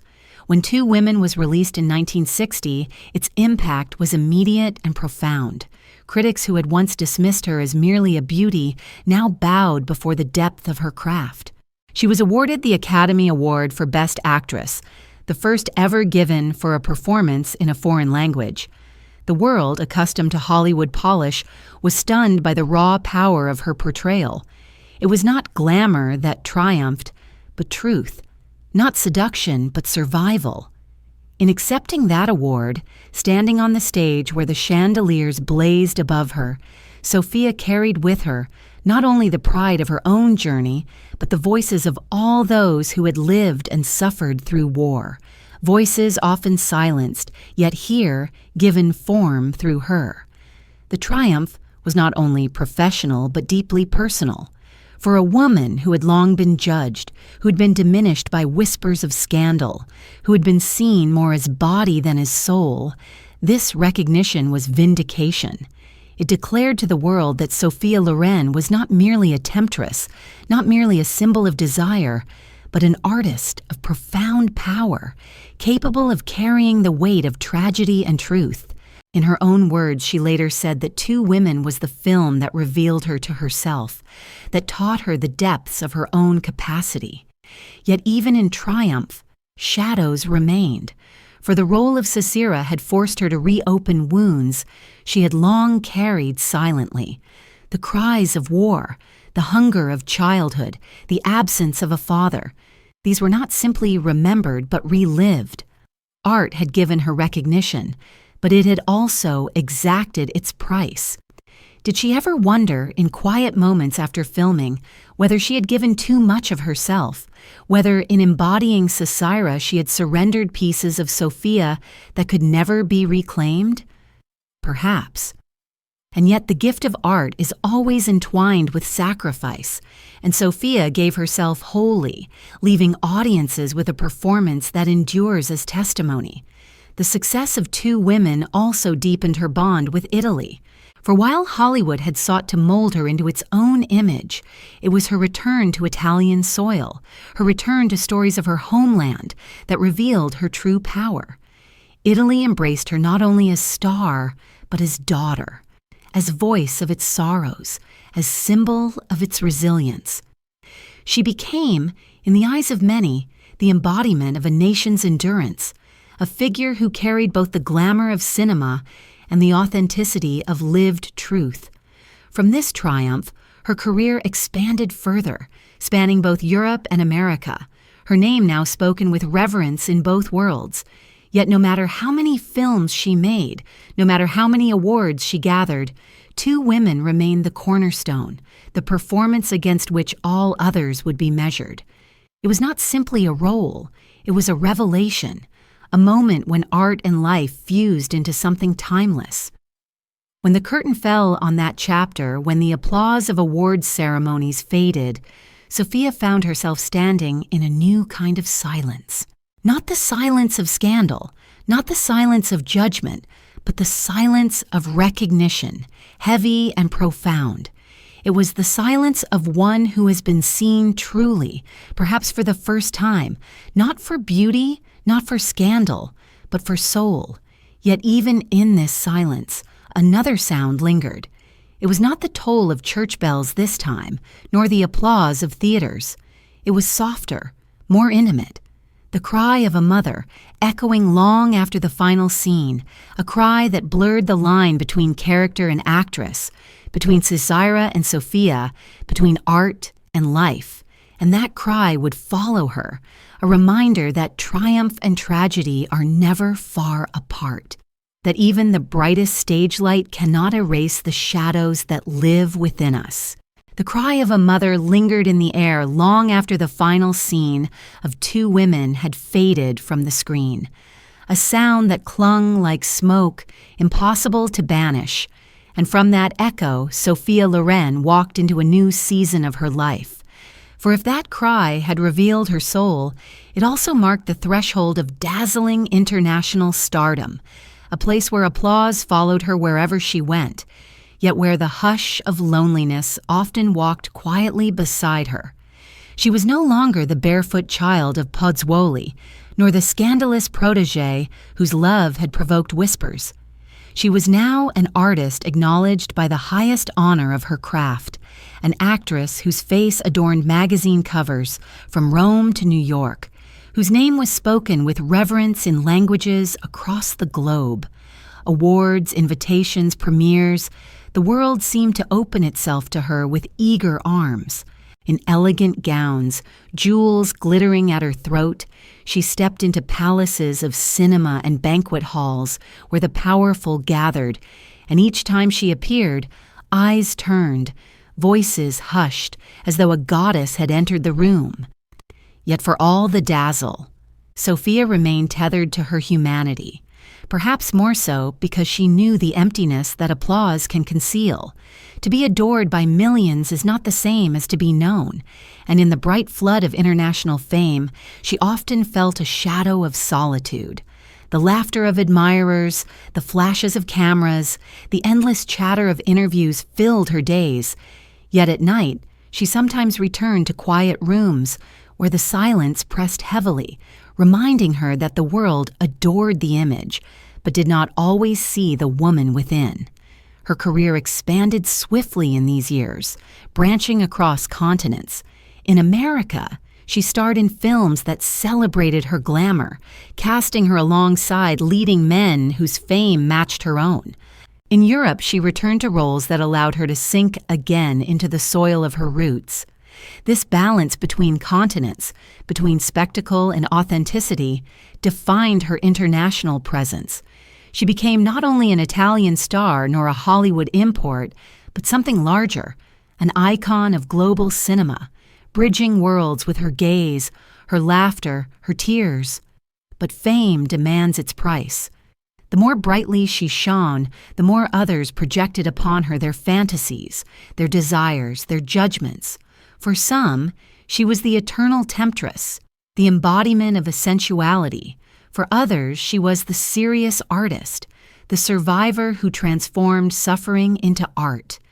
These images, though flattering, were also cages, confining her to roles others wanted her to play. In interviews, she sometimes tried to explain herself, to reveal the ordinariness beneath the glamour, yet her words were often drowned by the louder narrative of myth. Was she ever frustrated, knowing that she could never be fully seen beyond the projections of the world? Surely, for even gods of cinema long for recognition as human. Her partnership with Carlo Ponti endured through these years, providing her with a sanctuary amid the whirlwind. Yet even that sanctuary was not without turbulence, for their union remained shadowed by legal battles and social disapproval. Still, he was her anchor, the one presence that reminded her she was more than star, more than image. Their quiet evenings together, their conversations about art and life, their shared endurance against scandal, all of these formed a refuge, a place where she could lay aside the mask and simply be Sophia. Without that refuge, perhaps the glare of stardom would have consumed her entirely. In public, she mastered the art of presence. Her entrances were legendary, each step measured yet natural, her figure statuesque, her smile radiant yet tinged with mystery. She knew how to hold silence in a crowd, how to turn her head so that light caught her profile, how to let her eyes linger just long enough to mesmerize without surrendering everything. This mastery was not vanity, but survival, a way of protecting the self within while offering the world the image it craved. She became a symbol of allure, yet allure is not seduction alone. It is also distance, the refusal to be fully possessed. As she traveled from city to city, stage to stage, the applause followed her like an unending tide. Yet applause, once it fades, leaves behind a silence that can feel heavier than the sound itself. Sophia knew this silence intimately. After awards ceremonies, after glittering dinners, after film premieres where cameras flashed until her eyes blurred, she would sometimes return to hotel rooms that seemed too quiet, where the scent of flowers from admirers filled the air but offered no comfort.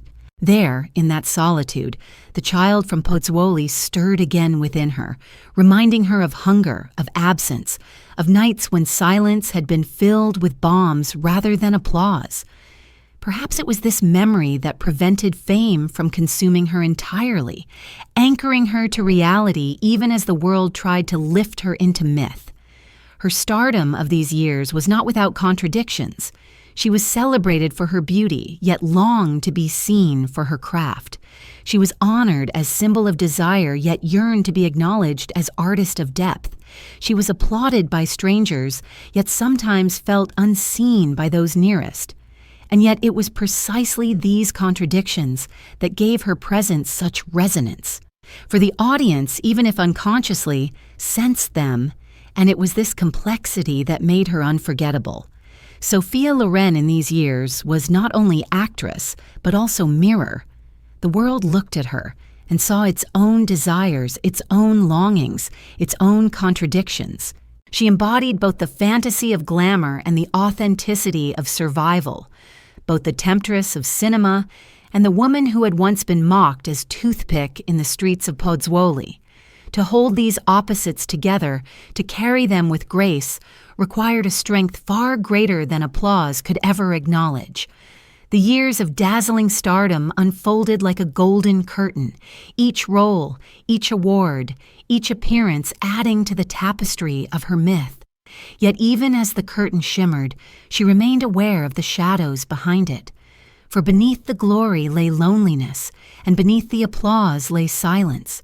She carried both with her, always never forgetting that the brightest light also casts the darkest shadow. The velvet curtain of a theater fell slowly at the end of a performance, its fabric heavy, its movement graceful, marking both an ending and the promise of another beginning. And in the soft sound of its fall, Sophia Loren felt once again the paradox of her life, celebrated by the world, yet always yearning for something quieter, something more intimate, something beyond the dazzle. The velvet curtain fell slowly at the end of the performance, its folds swallowing the light, its soft thud upon the stage leaving behind a silence that seemed almost sacred. From that silence, Sophia Loren carried her own hidden burden, one that applause could not soothe and glamour could not erase. It was the longing for motherhood, a desire so intimate, so tender, that it lay beneath every gown, every award, every radiant smile. For while the world saw her as the temptress of cinema, the eternal goddess whose image shimmered on screens, within her heart there grew a quieter, more human yearning, the dream of holding a child of her own. This longing was not fulfilled easily. In the years of her greatest fame, when photographers chased her steps and directors vied for her presence, she suffered the sorrow of miscarriages, the fragile beginnings of life extinguished before they could take root. Each loss was carried in silence, hidden behind the dazzle of premieres and interviews, concealed beneath the laughter she offered to the world. Yet in private, the grief was heavy, pressing upon her with a weight far greater than scandal or criticism. For what is fame when the cradle remains empty, when the arms ache to hold what never arrives? Carlo, ever by her side, shared this sorrow, though in his way, quiet, protective, steady. He offered her comfort, yet even his devotion could not erase the emptiness she felt. They had faced scandal together, endured judgment, fought for their union. But this battle, against the silent refusals of destiny, was one they could not command. It left her vulnerable, stripped of the control she carried so elegantly in public. In interviews, when asked about her personal life, she would sometimes deflect, her smile masking the ache beneath. The world saw only the surface, never the shadows that deepened behind her eyes. It is a peculiar cruelty that those who yearn most tenderly are sometimes denied. Sophia, whose presence had given life to countless roles, who had embodied mothers on screen with such authenticity that audiences wept, now found herself bereft of that very role in life. And yet perhaps it was this unfulfilled longing that lent her portrayals of motherhood such power. In Two Women, her love for her on-screen daughter was not an invention, but a channeling of her own yearning. In later roles, too, when she embraced children in grief or joy, the depth of her emotion came not from pretense, but from wounds that had not healed. Audiences believed her because she was not acting alone. She was confessing. Behind the glamorous facade of stardom, her struggles with fertility became a hidden battle. Doctors, treatments, endless waiting, all became part of her private life, spoken of only in whispers to those closest to her. Each attempt carried both hope and fear, each disappointment another layer of sorrow. Yet even in this she endured with dignity, never allowing despair to fully claim her. She carried herself with the same resilience that had borne her through hunger and scandal, though this burden was heavier still, for it touched the most intimate depths of her being. And yet, amid the sorrow, there remained glimmers of faith. Sophia was not one to surrender easily. She believed quietly that life would one day answer her longing, that the cradle would not remain forever empty. This hope sustained her through the glittering yet hollow years, through the endless ceremonies and flashing cameras, through the solitude of nights where applause could not fill the silence. Hope, as fragile as it was, became her anchor. The paradox of her life deepened in these years. To the world she embodied abundance, beauty, fame, wealth, desire. Yet within she carried absence, a void no accolade could fill. This contradiction lent her a gravity that few others could match. When she walked onto a stage, when she appeared on screen, her presence bore the weight of hidden sorrow, and it was this weight that made her luminous. For true allure is not found in perfection, but in the mystery of scars, in the quiet depths that others sense, but cannot name. In time, her longing was fulfilled. With persistence and faith, she became a mother, giving birth to her sons, Carlo Jr. and Eduardo. The joy of their arrival was not simply happiness, but redemption, a victory over years of sorrow. Motherhood, when it came, was not taken for granted. It was cherished, revered, held as sacred. She devoted herself to her children with the same intensity she gave to her craft, perhaps even more so, for here was the role she had yearned for most deeply, and yet the shadow of those earlier losses never fully vanished. Each smile at her son's laughter was tinged with memory, each embrace an echo of what had been lost before. In later years, she spoke of motherhood as her greatest fulfillment, greater even than awards or fame, and one can understand why. For beneath the gowns and jewels, beneath the lights and cameras, she was always, at her core, the girl from Pozzuoli, who longed for love, for family, for belonging. Fame had given her the world's gaze, but motherhood gave her the gaze of children who saw not star, not goddess, but simply mother. It was in this gaze that she found herself most fully.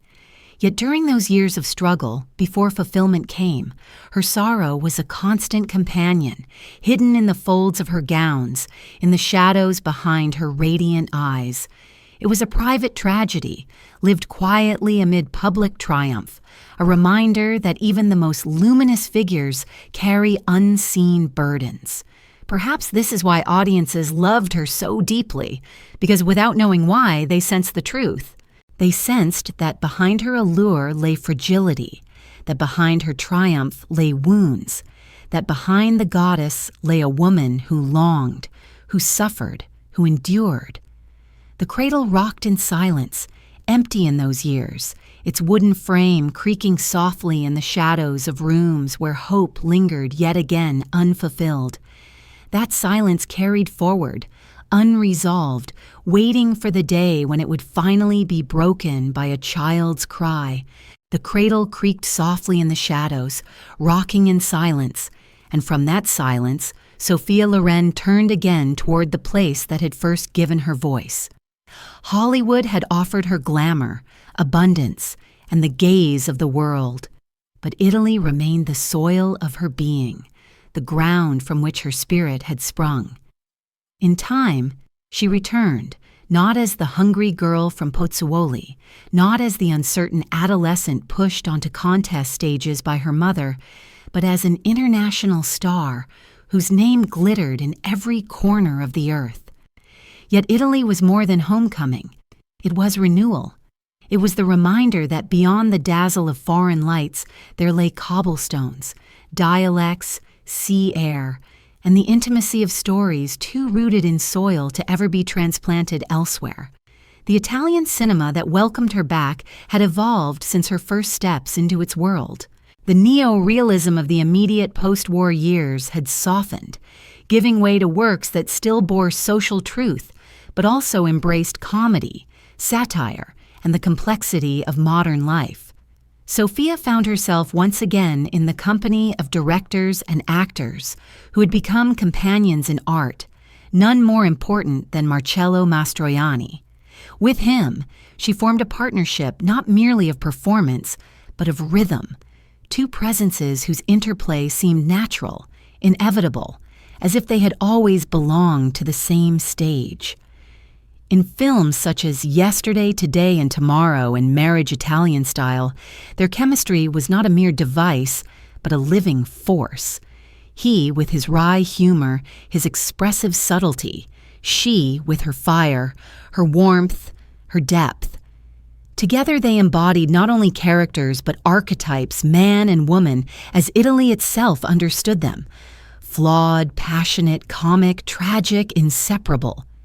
Audiences laughed and wept with them, not because the stories were grand, but because they were true. Sophia, in these roles, revealed another dimension of her craft, the ability to move seamlessly between comedy and tragedy, to embody both the levity of daily life and the gravitas of human struggle. Her return to Italian cinema was not a retreat, but an expansion, a deepening of her identity as an actress. She had conquered Hollywood, but here she rediscovered the freedom to be fully herself, to embrace roles that spoke not only to beauty, but to character, to resilience, to the contradictions of ordinary life. In Marriage Italian Style, playing Filomena, the long-suffering mistress who demands recognition and dignity after years of sacrifice, Sophia embodied a truth that resonated deeply with audiences: the persistence of women who endure in silence yet rise to claim their worth. Once again, her performance drew from her own life, from her own experiences of judgment, loyalty, and survival. Italy received her not only as star, but as daughter returned, as mirror of its own transformations. Her presence in these films carried with it the history of her homeland, the hunger, the resilience, the laughter in the face of sorrow. She was not merely acting, she was remembering. And in remembering, she gave voice to millions whose stories echoed within hers. Her roles became a bridge between her own journey and the collective memory of a nation still healing, still changing, still searching for identity in a new era. The collaboration with Mastroianni in particular revealed her gift for balance. Where Hollywood had often cast her as exotic object of desire, Italian cinema allowed her to be fully human, comic, flawed, defiant, tender. With him, she laughed with abandon, argued with ferocity, loved with vulnerability. Their films together remain timeless not because they dazzled with spectacle, but because they captured the intimacy of human connection, the texture of life itself. Sophia, with her earthiness, and Marcello, with his subtle irony, created a portrait of Italy that was both particular and universal. Yet even in the joy of these returns, shadows lingered. Fame had not ceased to surround her, nor had the burden of being constantly seen. Even at home, she could not fully escape the weight of her image. Crowds gathered wherever she went. Voices called her name. Journalists pressed with questions. Italy embraced her, yes, but it also consumed her, making her both icon and captive. Perhaps this is the paradox of returning. One finds roots, but also the chains that roots can create. Did she ever long in those years to vanish into anonymity, to walk through a market unnoticed, to sit at a cafe table as only a woman, not as Sophia Loren? The question lingers, unresolved, like the faint shadow cast by bright afternoon sun. Her performances in these Italian films brought her new recognition, awards, and acclaim, yet more importantly, they gave her fulfillment. For here, she was not only goddess of allure, but also vessel of truth, carrying within her both laughter and sorrow, both satire and tragedy. She embodied not only the fantasy of cinema, but the reality of women whose struggles were too often unseen. This duality deepened her legacy, making her more than a star, making her a storyteller of her people. As dusk settled over Italian streets, the cobblestones glowing faintly in the last light, Sophia walked once again among familiar sounds, the cries of vendors, the laughter of children, the clang of bells in distant churches. She was no longer invisible as she had once been, nor mocked as toothpick, nor hidden in shadows of scandal. She was a woman who had carried her history into art and returned to offer it back to the soil from which it was born. Dust rose from the cobblestone street at dusk, the air thick with memory, and in that dust, the outline of her next chapter began to take form. Dust rose from the cobblestone street at dusk, curling in the last rays of light, and from that dust another shadow emerged, not of war this time, nor of scandalous love, but of the relentless machinery of law. Fame had crowned Sophia Loren. Italy had embraced her as daughter. The world had bowed before her performances. Yet the higher one rises, the more easily the powerful may reach to pull them down. In the 1970s, Sophia found herself once again at the center of judgment. This time not of the church or gossiping crowds, but of the state itself, accused of evading taxes, of failing in her duties not as actress, but as citizen. The accusation struck like cold iron. Newspapers seized the story. Headlines painted her as both star and sinner, a goddess draped not in gowns but in suspicion. For a woman who had endured whispers of scandal before, this was different. Love affairs could be dismissed as rumor. Beauty could defend itself against envy, but the judgment of the law carried weight that pierced even the strongest defenses. She protested her innocence, insisting she had followed advice given to her, that the complexities of finance and contracts had entangled her without her intent. Yet the courts were unrelenting. A sentence was passed, 30 days in prison. For the world, the image was shocking. Sophia Loren, whose presence had once embodied the grandeur of cinema, now confined behind cold gates, her name linked not to triumph, but to humiliation. For Sophia herself, the experience was searing. To move from the velvet curtains of theaters to the iron bars of confinement is to feel the fragility of fortune more keenly than ever. She who had once walked through crowds that adored her now found herself reduced to a number, her movements restricted, her freedom suspended. And yet even here, her dignity did not falter. Those who saw her in those days remarked upon her composure, her refusal to let bitterness consume her. She carried herself as she always had, with the quiet strength of a woman who had known hunger, who had known bombs, who had known scandal. Compared to those trials, prison was another chapter, painful but survivable. She read, she reflected, she endured the passing of days not with despair but with patience. It was as though the girl from Pozzuoli, who had once crouched in cellars as bombs fell, whispered again within her, "This too will pass." Outside the walls, the world debated. Some condemned her, pointing to her wealth and fame as proof that she had sought to escape responsibility. Others defended her, insisting she was scapegoated, made an example because of her prominence. For her admirers, the sight of Sophia Loren imprisoned was unbearable, a violation not only of her person, but of the myth she embodied. How could the Temptress of cinema, the Oscar-winning artist, the national daughter, be reduced to such indignity? And yet, perhaps it was precisely this fall that revealed her humanity most fully. When at last she emerged, the gates opening with a hollow groan, she did not return bitter or broken. Instead, she carried herself with renewed clarity, as though the experience had stripped away another layer of illusion. In interviews, she spoke of it calmly, refusing to let it define her, insisting upon her innocence, yet without rancor. She understood, perhaps better than most, that fame and disgrace are but two faces of the same coin, and that to live in the gaze of the world is always to risk being cast down as swiftly as one is lifted up. This chapter, painful as it was, added another dimension to her story. She was no longer merely actress, no longer merely star, but figure of endurance who had faced not only personal sorrows, but also public humiliation, and yet remained unbroken. Audiences who had loved her for her beauty, for her performances, now loved her also for her resilience, for her capacity to walk through fire without losing her grace. If beauty had made her a goddess, suffering had made her human, and it was in this humanity that her myth deepened.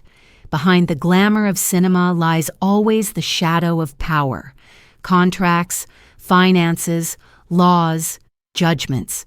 Sophia's trial and imprisonment revealed the vulnerability of even the most luminous figures before these shadows, yet it also revealed her strength, the way she could transform even disgrace into testimony. In later years, when asked about the experience, she would sometimes smile with a mixture of sadness and irony, as though to say, "I have survived worse, and I will survive this too." The image of her walking free from prison remains etched in memory, not as goddess, not as temptress, but as woman who endured. Her head was held high, her steps measured, her gaze steady. Around her, cameras clicked, voices shouted, questions flew. She answered not with defiance, but with quiet dignity, embodying once again the resilience that had carried her from hunger to stardom, from scandal to triumph. The cold iron gates closed behind her with a hollow sound, the echo of their final clang lingering in the air. And in that echo, Sophia Loren walked onward, carrying with her yet another scar, yet another proof of endurance, her dignity unbroken even in the face of shame. The cold iron gates clanged shut behind her with a hollow echo, and from that sound, Sophia Loren stepped into a new chapter of her life, one marked not by humiliation but by clarity. The experience of confinement had left its mark, yes, but it had also sharpened her sense of what was essential, what was worth offering to the world, and what must be guarded as her own. In the years that followed, she became more deliberate, more discerning, choosing her roles not with the eagerness of youth, but with the wisdom of one who understood that the essence of an artist lies not in constant exposure, but in the rare and careful unveiling of self. Hollywood continued to call, as did European studios, eager to attach her name to projects that promised glamour and profit. Yet Sophia no longer accepted every offer. She turned away from roles that reduced her to mere ornament, from scripts that saw in her only the temptress of cinema, and not the woman of depth she had proven herself to be. This refusal puzzled some, frustrated others. Why decline opportunities, they wondered, when the world still adored her? But Sophia knew the cost of overexposure, the danger of scattering one's essence until nothing remained but echoes. She had lived too much, lost too much, to squander herself on roles unworthy of her truth. The projects she did embrace bore the weight of her discernment. She sought stories that resonated with her own contradictions, characters marked by both strength and fragility, women shaped by endurance, yet alive with passion. In these roles, she revealed again and again the depth of her craft, the way she could embody contradictions without dissolving them, holding together glamour and sorrow, laughter and despair. She was no longer proving herself. She was refining herself, sculpting her legacy with each deliberate choice. In this period, her collaborations with Italian directors deepened as she returned to stories rooted in her own soil. With Mastroianni, she continued to weave performances that balanced comedy with tragedy, levity with weight. Their chemistry remained as natural as breathing, as if the camera itself simply yielded to the inevitability of their presence together. Audiences never tired of their pairing, for within it lay not only romance and laughter, but also the reflection of Italy itself, with all its contradictions and passions. Sophia also took on roles that reflected the passage of time, roles that acknowledged her maturity rather than denying it. In an industry obsessed with youth, this was an act of defiance, a refusal to erase the lines of experience etched upon her face. She played mothers, matriarchs, women whose beauty had not vanished but had deepened, ripened, gained gravity. In these portrayals, she revealed another truth, that allure is not confined to youth, that presence is not diminished by age, that the radiance of a woman lies not only in her form, but in the history she carries within her. Yet with each role she declined, she asserted another kind of artistry, the art of refusal. To say no is as much a performance as to say yes, and Sophia's refusals became part of her legend. She refused to allow the industry to consume her essence, refused to surrender her image to roles that diminished rather than elevated, refused to be anything less than authentic. This discipline gave her career a shape rare among stars, a trajectory not of decline into parody, but of measured endurance, of selective brilliance. Behind these choices lay also her devotion to family. Having achieved the longed-for role of motherhood, she devoted herself to her sons, Carlo Jr. and Edoardo, often placing their needs above the temptations of work. She was not afraid to step away from the screen for years at a time, to vanish from the endless cycle of premieres and headlines, to live quietly as mother and wife. This too puzzled those who measured success only by visibility, but Sophia knew better. She understood that life, not only cinema, is the true measure of fulfillment. And so, in these years, her career slowed, not in decline, but in deliberate rhythm. Each film became an event, each appearance a rare unveiling. Her name no longer flooded the marquees as it once had, yet when it did appear, it carried weight, the weight of anticipation, of authenticity, of presence that had not been diluted by excess. She had transformed herself from star into monument, from figure of constant spectacle into legend of careful endurance. Even in this quieter rhythm, her aura remained undimmed. When she walked into a room, heads still turned, voices still hushed. The statuesque figure, the eyes still burning with depth, the presence that seemed to carry the weight of decades, all remained.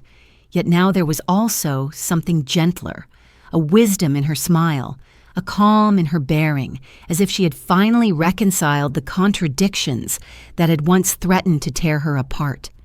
She had been temptress and sufferer, goddess and exile, scandal and triumph, and now she carried them all together without conflict, as though they were simply facets of the same jewel. On her desk at home, scripts sometimes lay unopened, their pages filled with roles she would never play. They remained untouched, not out of disdain, but out of discernment, for she understood that to preserve one's essence is sometimes the greatest performance of all. She was no longer chasing roles to prove herself. She was shaping her legacy with silence as much as with sound, with absence as much as with presence. And so, Sophia Loren in these years became a figure both present and absent, both luminous and reserved, both accessible and distant. She lived not in the constant glare of cameras, but in the balance she had chosen for herself. This balance, this refusal to squander her gift, became another form of resilience, another lesson in endurance. The unopened script lay upon the desk, its pages waiting, its words unread, the faint scent of ink still lingering in the paper. In that silence, in that refusal, her essence remained guarded, her truth intact. The unopened script lay upon the desk, its pages heavy with unspoken roles, and in the stillness of that refusal, Sophia Loren turned her gaze inward. After decades of being written by others, by directors, by journalists, by the public imagination, she felt the need to write herself. Her later years became a season of memoir, of reflection, of turning memory into story. It was no longer enough to be the figure projected in light. She longed to reclaim her own narrative, to offer the world not merely the image of Sophia Loren, but the voice of Sophia Ciccologne, the girl who had survived hunger and sirens, who had risen from silence to become the Temptress of cinema. Memoir is not simply the recounting of events. It is the shaping of memory, the weaving of fragments into coherence, the act of deciding what to reveal and what to withhold. For Sophia, it was also an act of preservation. Time, after all, erodes even the sharpest images, and myths, once formed, have a way of consuming the truth of the person beneath. By setting down her own words, she sought to anchor her essence before it drifted entirely into legend. She wrote of her childhood in Pozzuoli, of her mother's strength and sacrifice, of the hunger that carved resilience into her bones. She wrote of the first tentative steps into cinema, of the renaming that both freed and masked her, of the roles that tested her craft and the ones that revealed her soul. She wrote, too, of Carlo Ponti, the man whose presence had shaped her destiny as much as her talent had. She spoke of their love not as scandal, but as devotion, as loyalty that endured against judgment and law, as the bond that steadied her amid the whirlwind of fame. She recounted the struggles of motherhood, the grief of miscarriages, the joy of her sons. In her words, she revealed not only triumphs but sorrows, not only glamour but shadows. And in doing so, she reclaimed her humanity from the glare of myth. Yet memory is never simple. To remember is also to relive, to reopen wounds long scarred, to feel again the sting of loss, the weight of judgment, the echo of loneliness. Sophia approached these memories not with bitterness, but with contemplation. She did not deny the pain, yet neither did she allow it to consume the whole. Her memoirs are filled with gratitude as much as with grief, with laughter as much as with tears. They reveal a woman who, even after decades of scrutiny, still marveled at the strange journey her life had been. How could the barefoot child mocked in Pozzuoli have become the icon of international cinema? How could hunger and bomb shelters have led to Oscars and gowns and applause in distant lands? These questions remained as mysteries even to her, and she posed them not to find answers, but to invite reflection. In her later reflections, she often spoke of beauty, that double-edged gift that had defined her life. She admitted that it had opened doors, given her power, made her unforgettable. Yet she also acknowledged that it had confined her, limited her, drawn judgment and envy. Beauty had been both armor and burden, both blessing and cage. And yet she did not regret it. For to regret beauty would be to regret the life it had given her, and Sophia had long since accepted that her path, with all its contradictions, was hers alone to walk. Her memoirs also became a dialogue with time itself. She wrote not only of the past, but of the present, of the way age had transformed her, of the way memory softened some sorrows and sharpened others. She spoke candidly of the lines etched upon her face, of the changes in her body, of the inevitability of time's passage. Yet she did not mourn youth. She embraced the wisdom that had come with age. She reminded her readers, and perhaps herself, that allure is not destroyed by time but transformed by it, that presence deepens even as beauty shifts, that the essence of a woman cannot be confined to youth alone. In these years, she lived more quietly, away from the constant glare of cameras. She spent time with her family, with her children and grandchildren, with the quiet rhythms of daily life. Cooking, she once said, became a joy, a way of grounding herself in the tangible, the sensory, the immediate. In the kitchen, she was not icon, but mother, grandmother, woman, her hands shaping pasta, her voice humming softly, her laughter filling the room. These moments, far from the red carpets and awards, were perhaps her truest triumphs, the fulfillment of the longing she had carried through years of emptiness. Yet even in this quieter rhythm, she remained luminous. Interviews in her later years revealed not a faded star, but a woman whose presence was as commanding as ever, whose eyes still carried the depth of survival, whose voice still resonated with warmth and authority. She had nothing left to prove, and perhaps that gave her an even greater freedom. She could speak with candor, with humor, with reflection, no longer bound by the need to defend or justify. She was simply Sophia, both myth and woman, both legend and life. The pages of her memoirs turned slowly, each one a fragment of memory captured before it could fade. The sound of turning paper filled the quiet rooms where she wrote, a sound softer than applause, more intimate than cameras, yet perhaps more lasting. For applause fades, cameras dim, but words on paper endure, carrying the voice of their author across generations.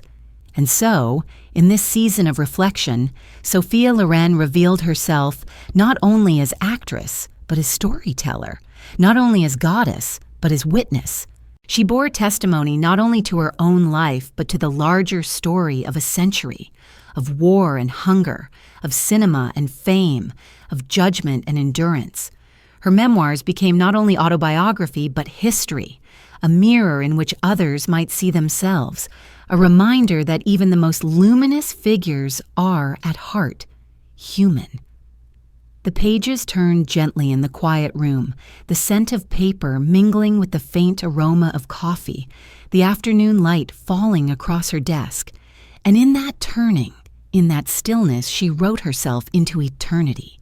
The pages turned gently in the quiet room, their rustle soft as a sigh, and from those pages, Sophia Loren stepped once more into the gaze of a nation. For Italy, she was no longer merely an actress, no longer merely a star whose beauty had captured the eyes of millions. She had become something larger, something more enduring, a symbol of the country itself, a living embodiment of its resilience, its contradictions, its longings. To speak of Sophia Loren was for many to speak of Italy, and to speak of Italy was, in some way, to invoke her image, her voice, her presence. This transformation did not happen overnight. It grew slowly as decades passed and her figure remained luminous while others faded. She was the child of Naples, the daughter of hunger and rubble, the young woman who had carried post-war cinema on her shoulders, the goddess who had conquered Hollywood without surrendering her essence. Her life traced the arc of her nation's 20th century, from poverty to abundance, from ruin to renewal. And because she carried that history in her body, in her gaze, in her voice, Italians came to see her not only as a performer, but as a mirror of themselves. Public ceremonies, national tributes, international festivals, all placed her at their center. When she walked onto stages draped with the tricolor flag, audiences rose not simply in admiration, but in recognition. She was theirs, and through her they felt both pride and nostalgia. Her beauty had been called timeless, but more than beauty, it was her authenticity that endured, her refusal to erase her origins, her willingness to carry the south of Italy with its warmth and sorrow into every role. She had never become a polished statue without roots. Even at her most glamorous, she remained unmistakably Italian, earthy, passionate, resilient. Her very voice carried this essence. The cadence of Naples remained in her speech, softened perhaps, but never erased. For audiences, hearing her speak was hearing Italy itself, a music of vowels and rhythm that carried history within it. She might have lived abroad, she might have conquered Hollywood, but in her words, there was always the soil of Pozzuoli, the sea air of Naples, the laughter and lament of her people. To the Italian imagination, this constancy made her not only beloved, but sacred. And yet, to embody a nation is both gift and weight. Sophia carried it gracefully, but she knew its demands. Every public appearance became more than personal. It became symbolic. Her presence at festivals, her interviews, her memoirs, all were read as reflections of Italy itself. When she aged, Italians saw in her the passage of their own history.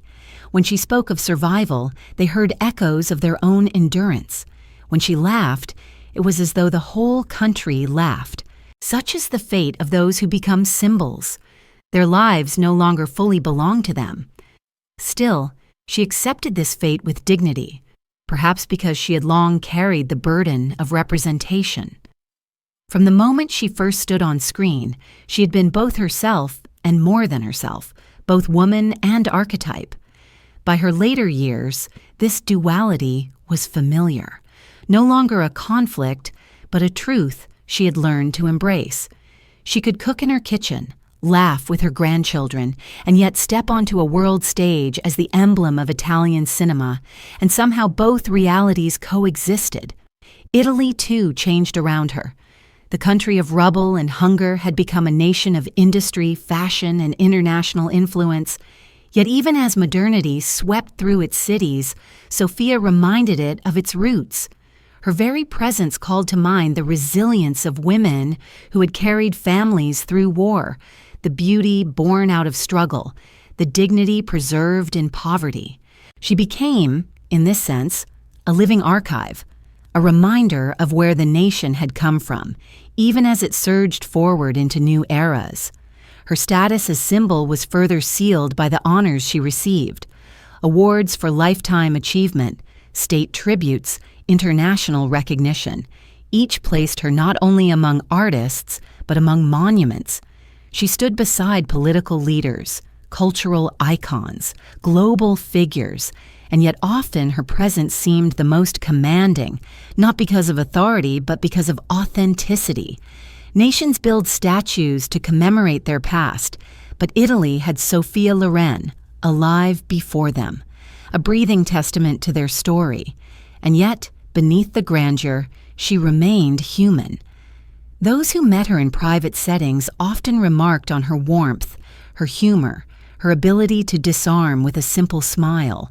She did not live as though she were monument, but as though she were still the girl who once dreamed beyond the streets of Pozzuoli.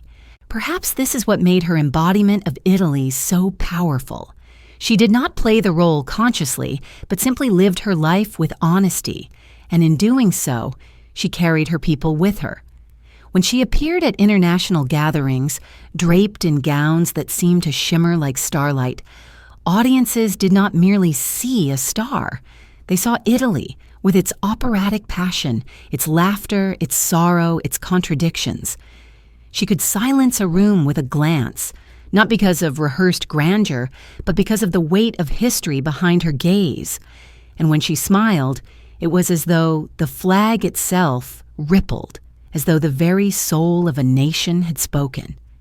The image of Sophia Loren as national symbol endures in countless photographs, interviews, ceremonies.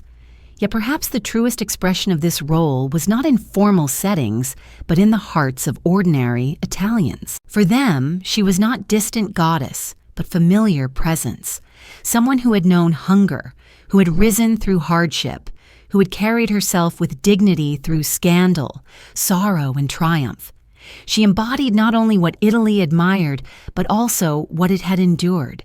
The flag rippled faintly in the evening breeze at one such ceremony, its colors catching the last rays of the sun, and beneath it Sophia stood, her figure tall, her gaze steady. She was at once woman and symbol, individual and nation, past and present.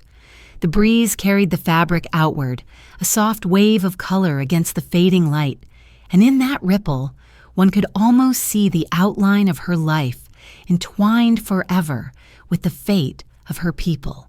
The flag rippled faintly in the evening breeze, its fabric whispering against the air, and beneath that ripple there lay shadows unseen by the crowds who cheered, shadows that belong not to the stage of nations, but to the quiet chambers of private life.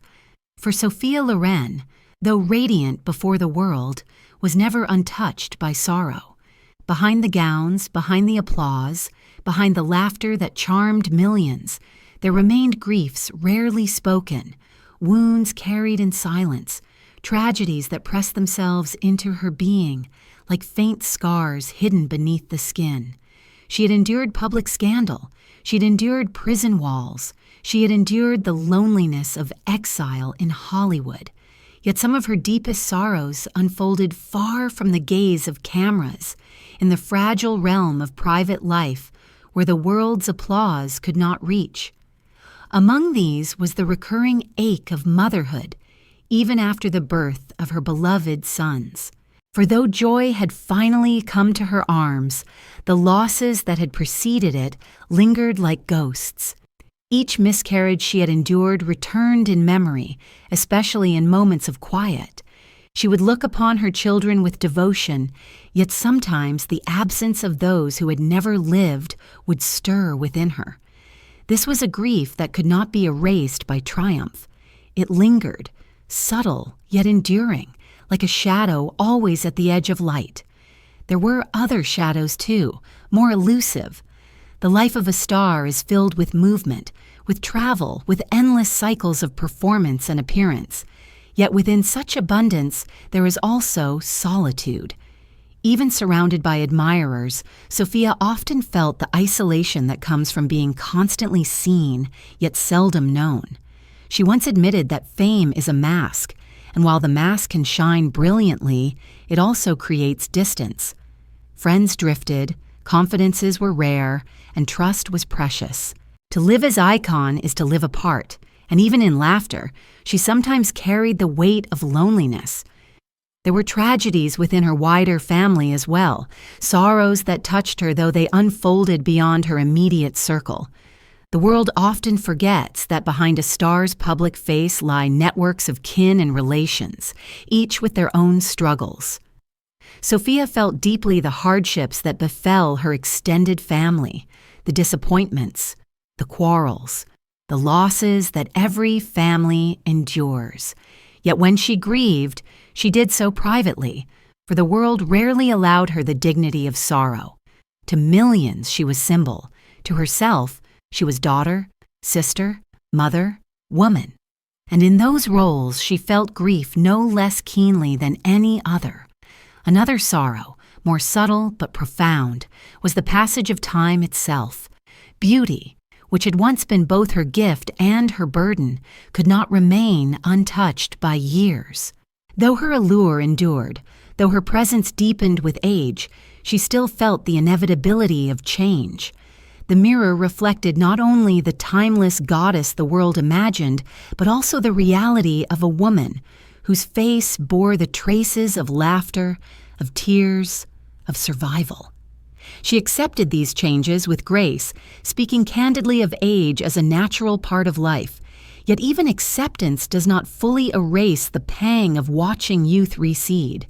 For one whose beauty had been mythologized, the passage of time was itself a private tragedy, a reminder that no symbol, however luminous, can escape mortality. There were losses, too, in love. Though Carlo Ponti remained her steadfast partner for decades, their journey was not free of pain. The early years of their relationship had been shadowed by scandal and exile, and even in later years, when their marriage was recognized, the scars of those battles remained. They were bound together in devotion, yet they carried the memory of the years when their love had been condemned. And when Carlo's health began to fail in his final years, Sophia bore again the sorrow of impending loss, the awareness that even the deepest bond cannot outlive time. His death in 2007 marked the end of a love that had defined her life, leaving her with memories both luminous and heavy, with gratitude and grief intermingled. Yet perhaps the greatest tragedy Sophia endured was the paradox of her own myth. To be adored as goddess is to be denied full humanity, to be placed upon a pedestal that isolates as much as it exalts. The world saw her as eternal temptress, as symbol of desire, as embodiment of Italy's beauty. But beneath this image lived a woman who longed for ordinary joys. Family dinners, quiet mornings, the laughter of children. She lived them, yes, but always under the gaze of others, always shadowed by expectation. To be both human and myth is a heavy burden, and this too was her sorrow, that the world could never fully see the whole of her, only fragments reflected in light. Still, Sophia carried these tragedies with dignity. She did not display them for sympathy, nor conceal them in bitterness. She wove them instead into her art, into her presence, into her eyes that seemed always to hold both laughter and tears. Audiences sensed her sorrows without needing to know their details. It was this undercurrent, this shadow beneath the radiance, that made her performances unforgettable. She did not merely act grief, she embodied it. She did not merely play resilience, she lived it. And so, even her private tragedies became part of the legend, though veiled, though whispered, though never fully revealed. They gave depth to her radiance, authenticity to her beauty, humanity to her myth. Without them, she would have been only image. With them, she became eternal. A candle flickered in the corner of a quiet room, its flame trembling as though about to vanish. The shadows it cast swayed gently against the walls, uncertain, fragile. In that fragile light, Sophia Loren's sorrows remained, not erased by fame, not healed by applause, but carried with grace, silent companions to a life both dazzling and wounded. The candle flickered in the corner of the quiet room, its flame trembling against the shadows, and from that fragile light Sophia Loren stepped into the twilight of her career, a season not of constant roles, but of recognition. In these later years, the world that had once judged her, once scandalized her, once adored her as a temptress, now crowned her with honors for a lifetime of art. Awards that bore the weight of decades were placed in her hands, not for a single performance, but for the entirety of a journey that had begun in hunger and sirens and ended in monuments and applause. Yet even as the tributes multiplied, there was a melancholy woven into their splendor, for every accolade reminded her of all that time had taken away. Ceremonies stretched across continents. In Venice, in Cannes, in Hollywood, she was called forth to stand before audiences who rose to their feet in reverence. She received honorary Oscars, Lifetime Achievement Awards, tributes from institutions that once doubted her. Politicians lauded her, critics praised her, fellow actors bowed their heads in admiration. On screens behind her, images of her youth flickered. Black and white frames of the girl from Pozzuoli transformed into goddess, scenes of two women, clips of comedies with Mastroianni, stills from her Hollywood days beside Cary Grant and Clark Gable. As she watched these images, she seemed at once proud and pensive. To see oneself in youth is always a kind of haunting, a reminder of the relentless passage of time. For each accolade honored not only her triumphs, but also the decades that could not be reclaimed. In her speeches, she spoke with grace, her voice warm, her words tinged with gratitude. She thanked directors, co-stars, family, her beloved Carlo. She acknowledged the struggles, the sacrifices, the moments of doubt, yet she never indulged in bitterness. Her tone was always one of acceptance, as though she had long understood that to live such a life was to embrace contradiction. She accepted the honors not as coronation, but as closing circle, as final recognition of what had always been there. For Sophia, these awards were less about personal pride than about the acknowledgement of her people, her Italy, the nation whose story she had carried into art. Each time she stood before a crowd with a trophy in her hands, she carried also the memory of Pozzuoli, of Romilda's sacrifices, of the hunger and bomb shelters that had shaped her. To her, triumph was never hers alone. It was always shared with the soil from which she had risen. In this sense, every award was both personal and collective, both intimate and national. Yet beneath the glow of recognition, there was also melancholy. Lifetime awards, after all, are not only honors but reminders. Reminders that the arc of career is nearer its end than its beginning. Reminders that time does not stop even for the most luminous. Sophia accepted this with dignity, but she could not escape the quiet sorrow that comes with such moments. Each standing ovation echoed with absence as well as presence, for within the applause lay the memory of those who were no longer there. Directors like De Sica, co-stars like Mastroianni, even Carlo, her beloved companion of decades. Their faces flickered in memory like the images on the screen behind her, and their absence gave weight to the honors in her hands. As she aged, Sophia became more selective, her public appearances rarer, her roles fewer. This rarity only increased her aura. When she did appear, whether on screen in a carefully chosen role or in person at a tribute, audiences treated it as an event, as though the goddess had descended once more. Yet she herself spoke often of her desire for ordinary life, of her preference for family dinners, for the laughter of grandchildren, for the quiet rhythms of daily existence. Fame, she had learned, was not fulfillment. It was only the mirror in which others saw themselves. Fulfillment lay in the intimate, the unseen, the moments beyond applause. Still, the tributes continued, each one layering upon the last until her life seemed less like a career and more like a tapestry of cinema itself. For Sophia Loren was not only actress, but also memory, a living thread woven through the decades of film history. Her presence evoked not only her own story, but the story of cinema's transformation, from the rubble of neo-realism to the glamour of Hollywood to the reflective art of later years. To honor her was to honor cinema itself, and the world seemed to recognize this. Audiences who had grown old with her, who had first seen her on black and white screens and now watched her silver hair gleam under stage lights, wept openly at her tributes. They wept not only for her but for themselves, for the passage of time, for the way her life had mirrored their own journeys. Younger generations who knew her first as legend rather than as contemporary star gazed upon her with awe, as though beholding a relic from a golden age still burning with life. In both cases, Sophia's presence united past and present, myth and reality, memory and longing. Yet always, after the applause faded, she returned to quiet. The stages emptied, the lights dimmed, the trophies were placed upon shelves. Alone or with family, she reflected not upon the honors but upon the journey itself.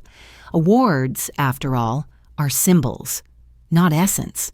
The true triumph, she knew, lay not in statues of gold or silver, but in the endurance of her spirit, in the resilience with which she had lived, in the authenticity she had preserved against all odds.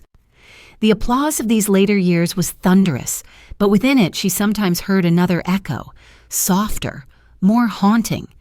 The echo of applause in empty theaters, the kind that fades quickly into silence, leaving only dust and memory.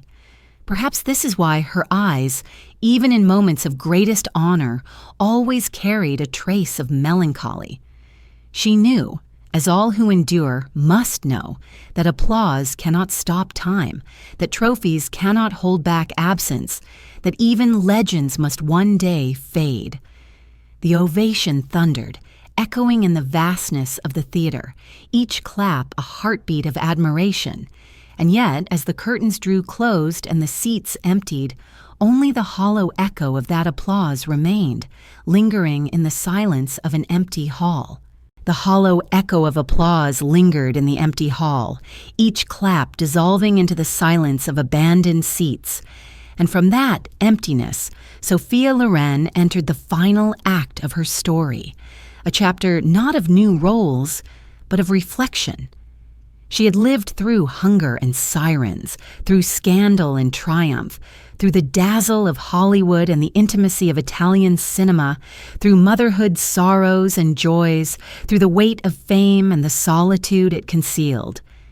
Now, in the twilight of her life, she stood not as a star still reaching upward, but as a legend already etched in memory, contemplating what it means to have lived both as woman and as myth. Legacy is a strange word, heavy with expectation yet elusive in its meaning.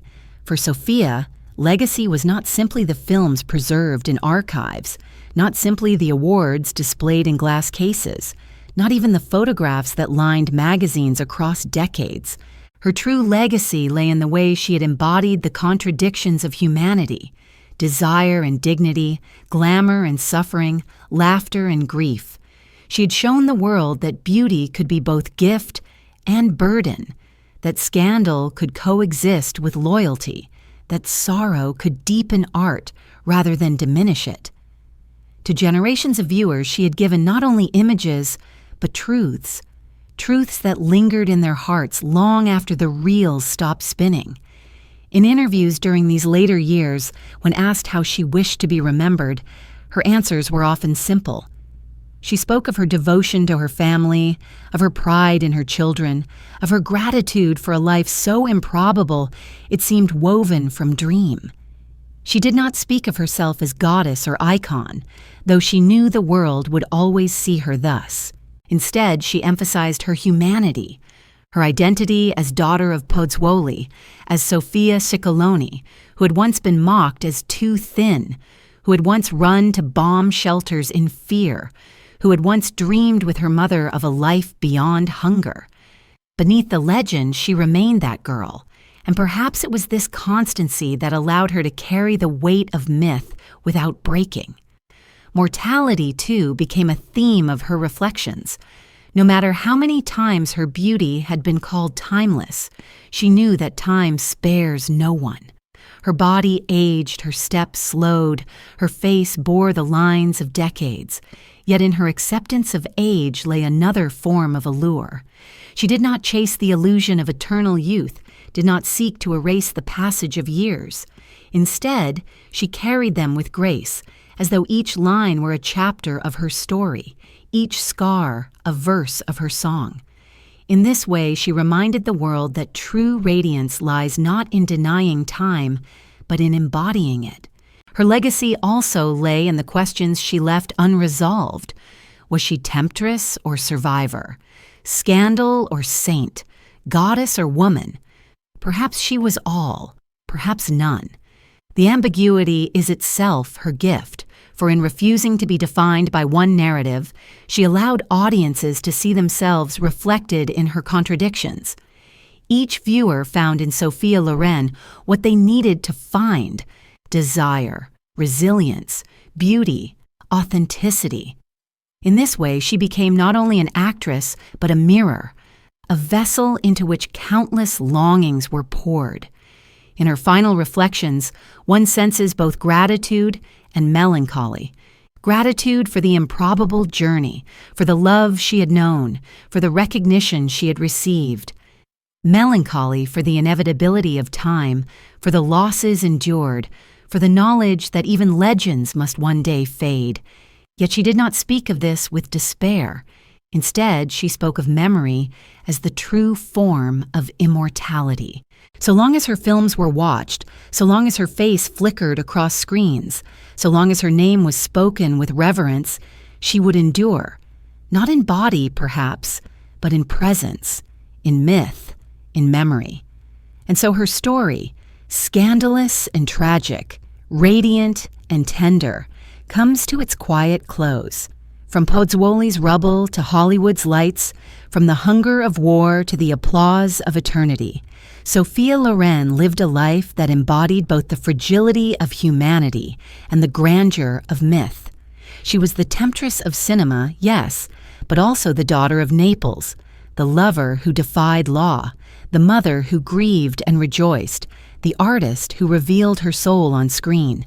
To speak her name is to summon not only beauty, but resilience, not only glamour, but endurance.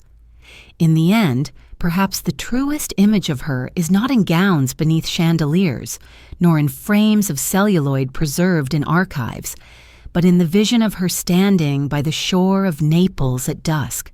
The sea stretches before her, endless, its waves breaking against the stones as they have for centuries. The air is heavy with salt, the sky tinged with fading light. She gazes outward, her hair stirred by the breeze, her eyes carrying the memory of hunger and triumph alike. She is at once goddess and woman, myth and mortal, present and eternal. The waves crash against the shore, their rhythm steady, unbroken, timeless. And in that sound, familiar, eternal, the story of Sophia Loren lingers, not ended, not silenced, but carried onward by the sea itself.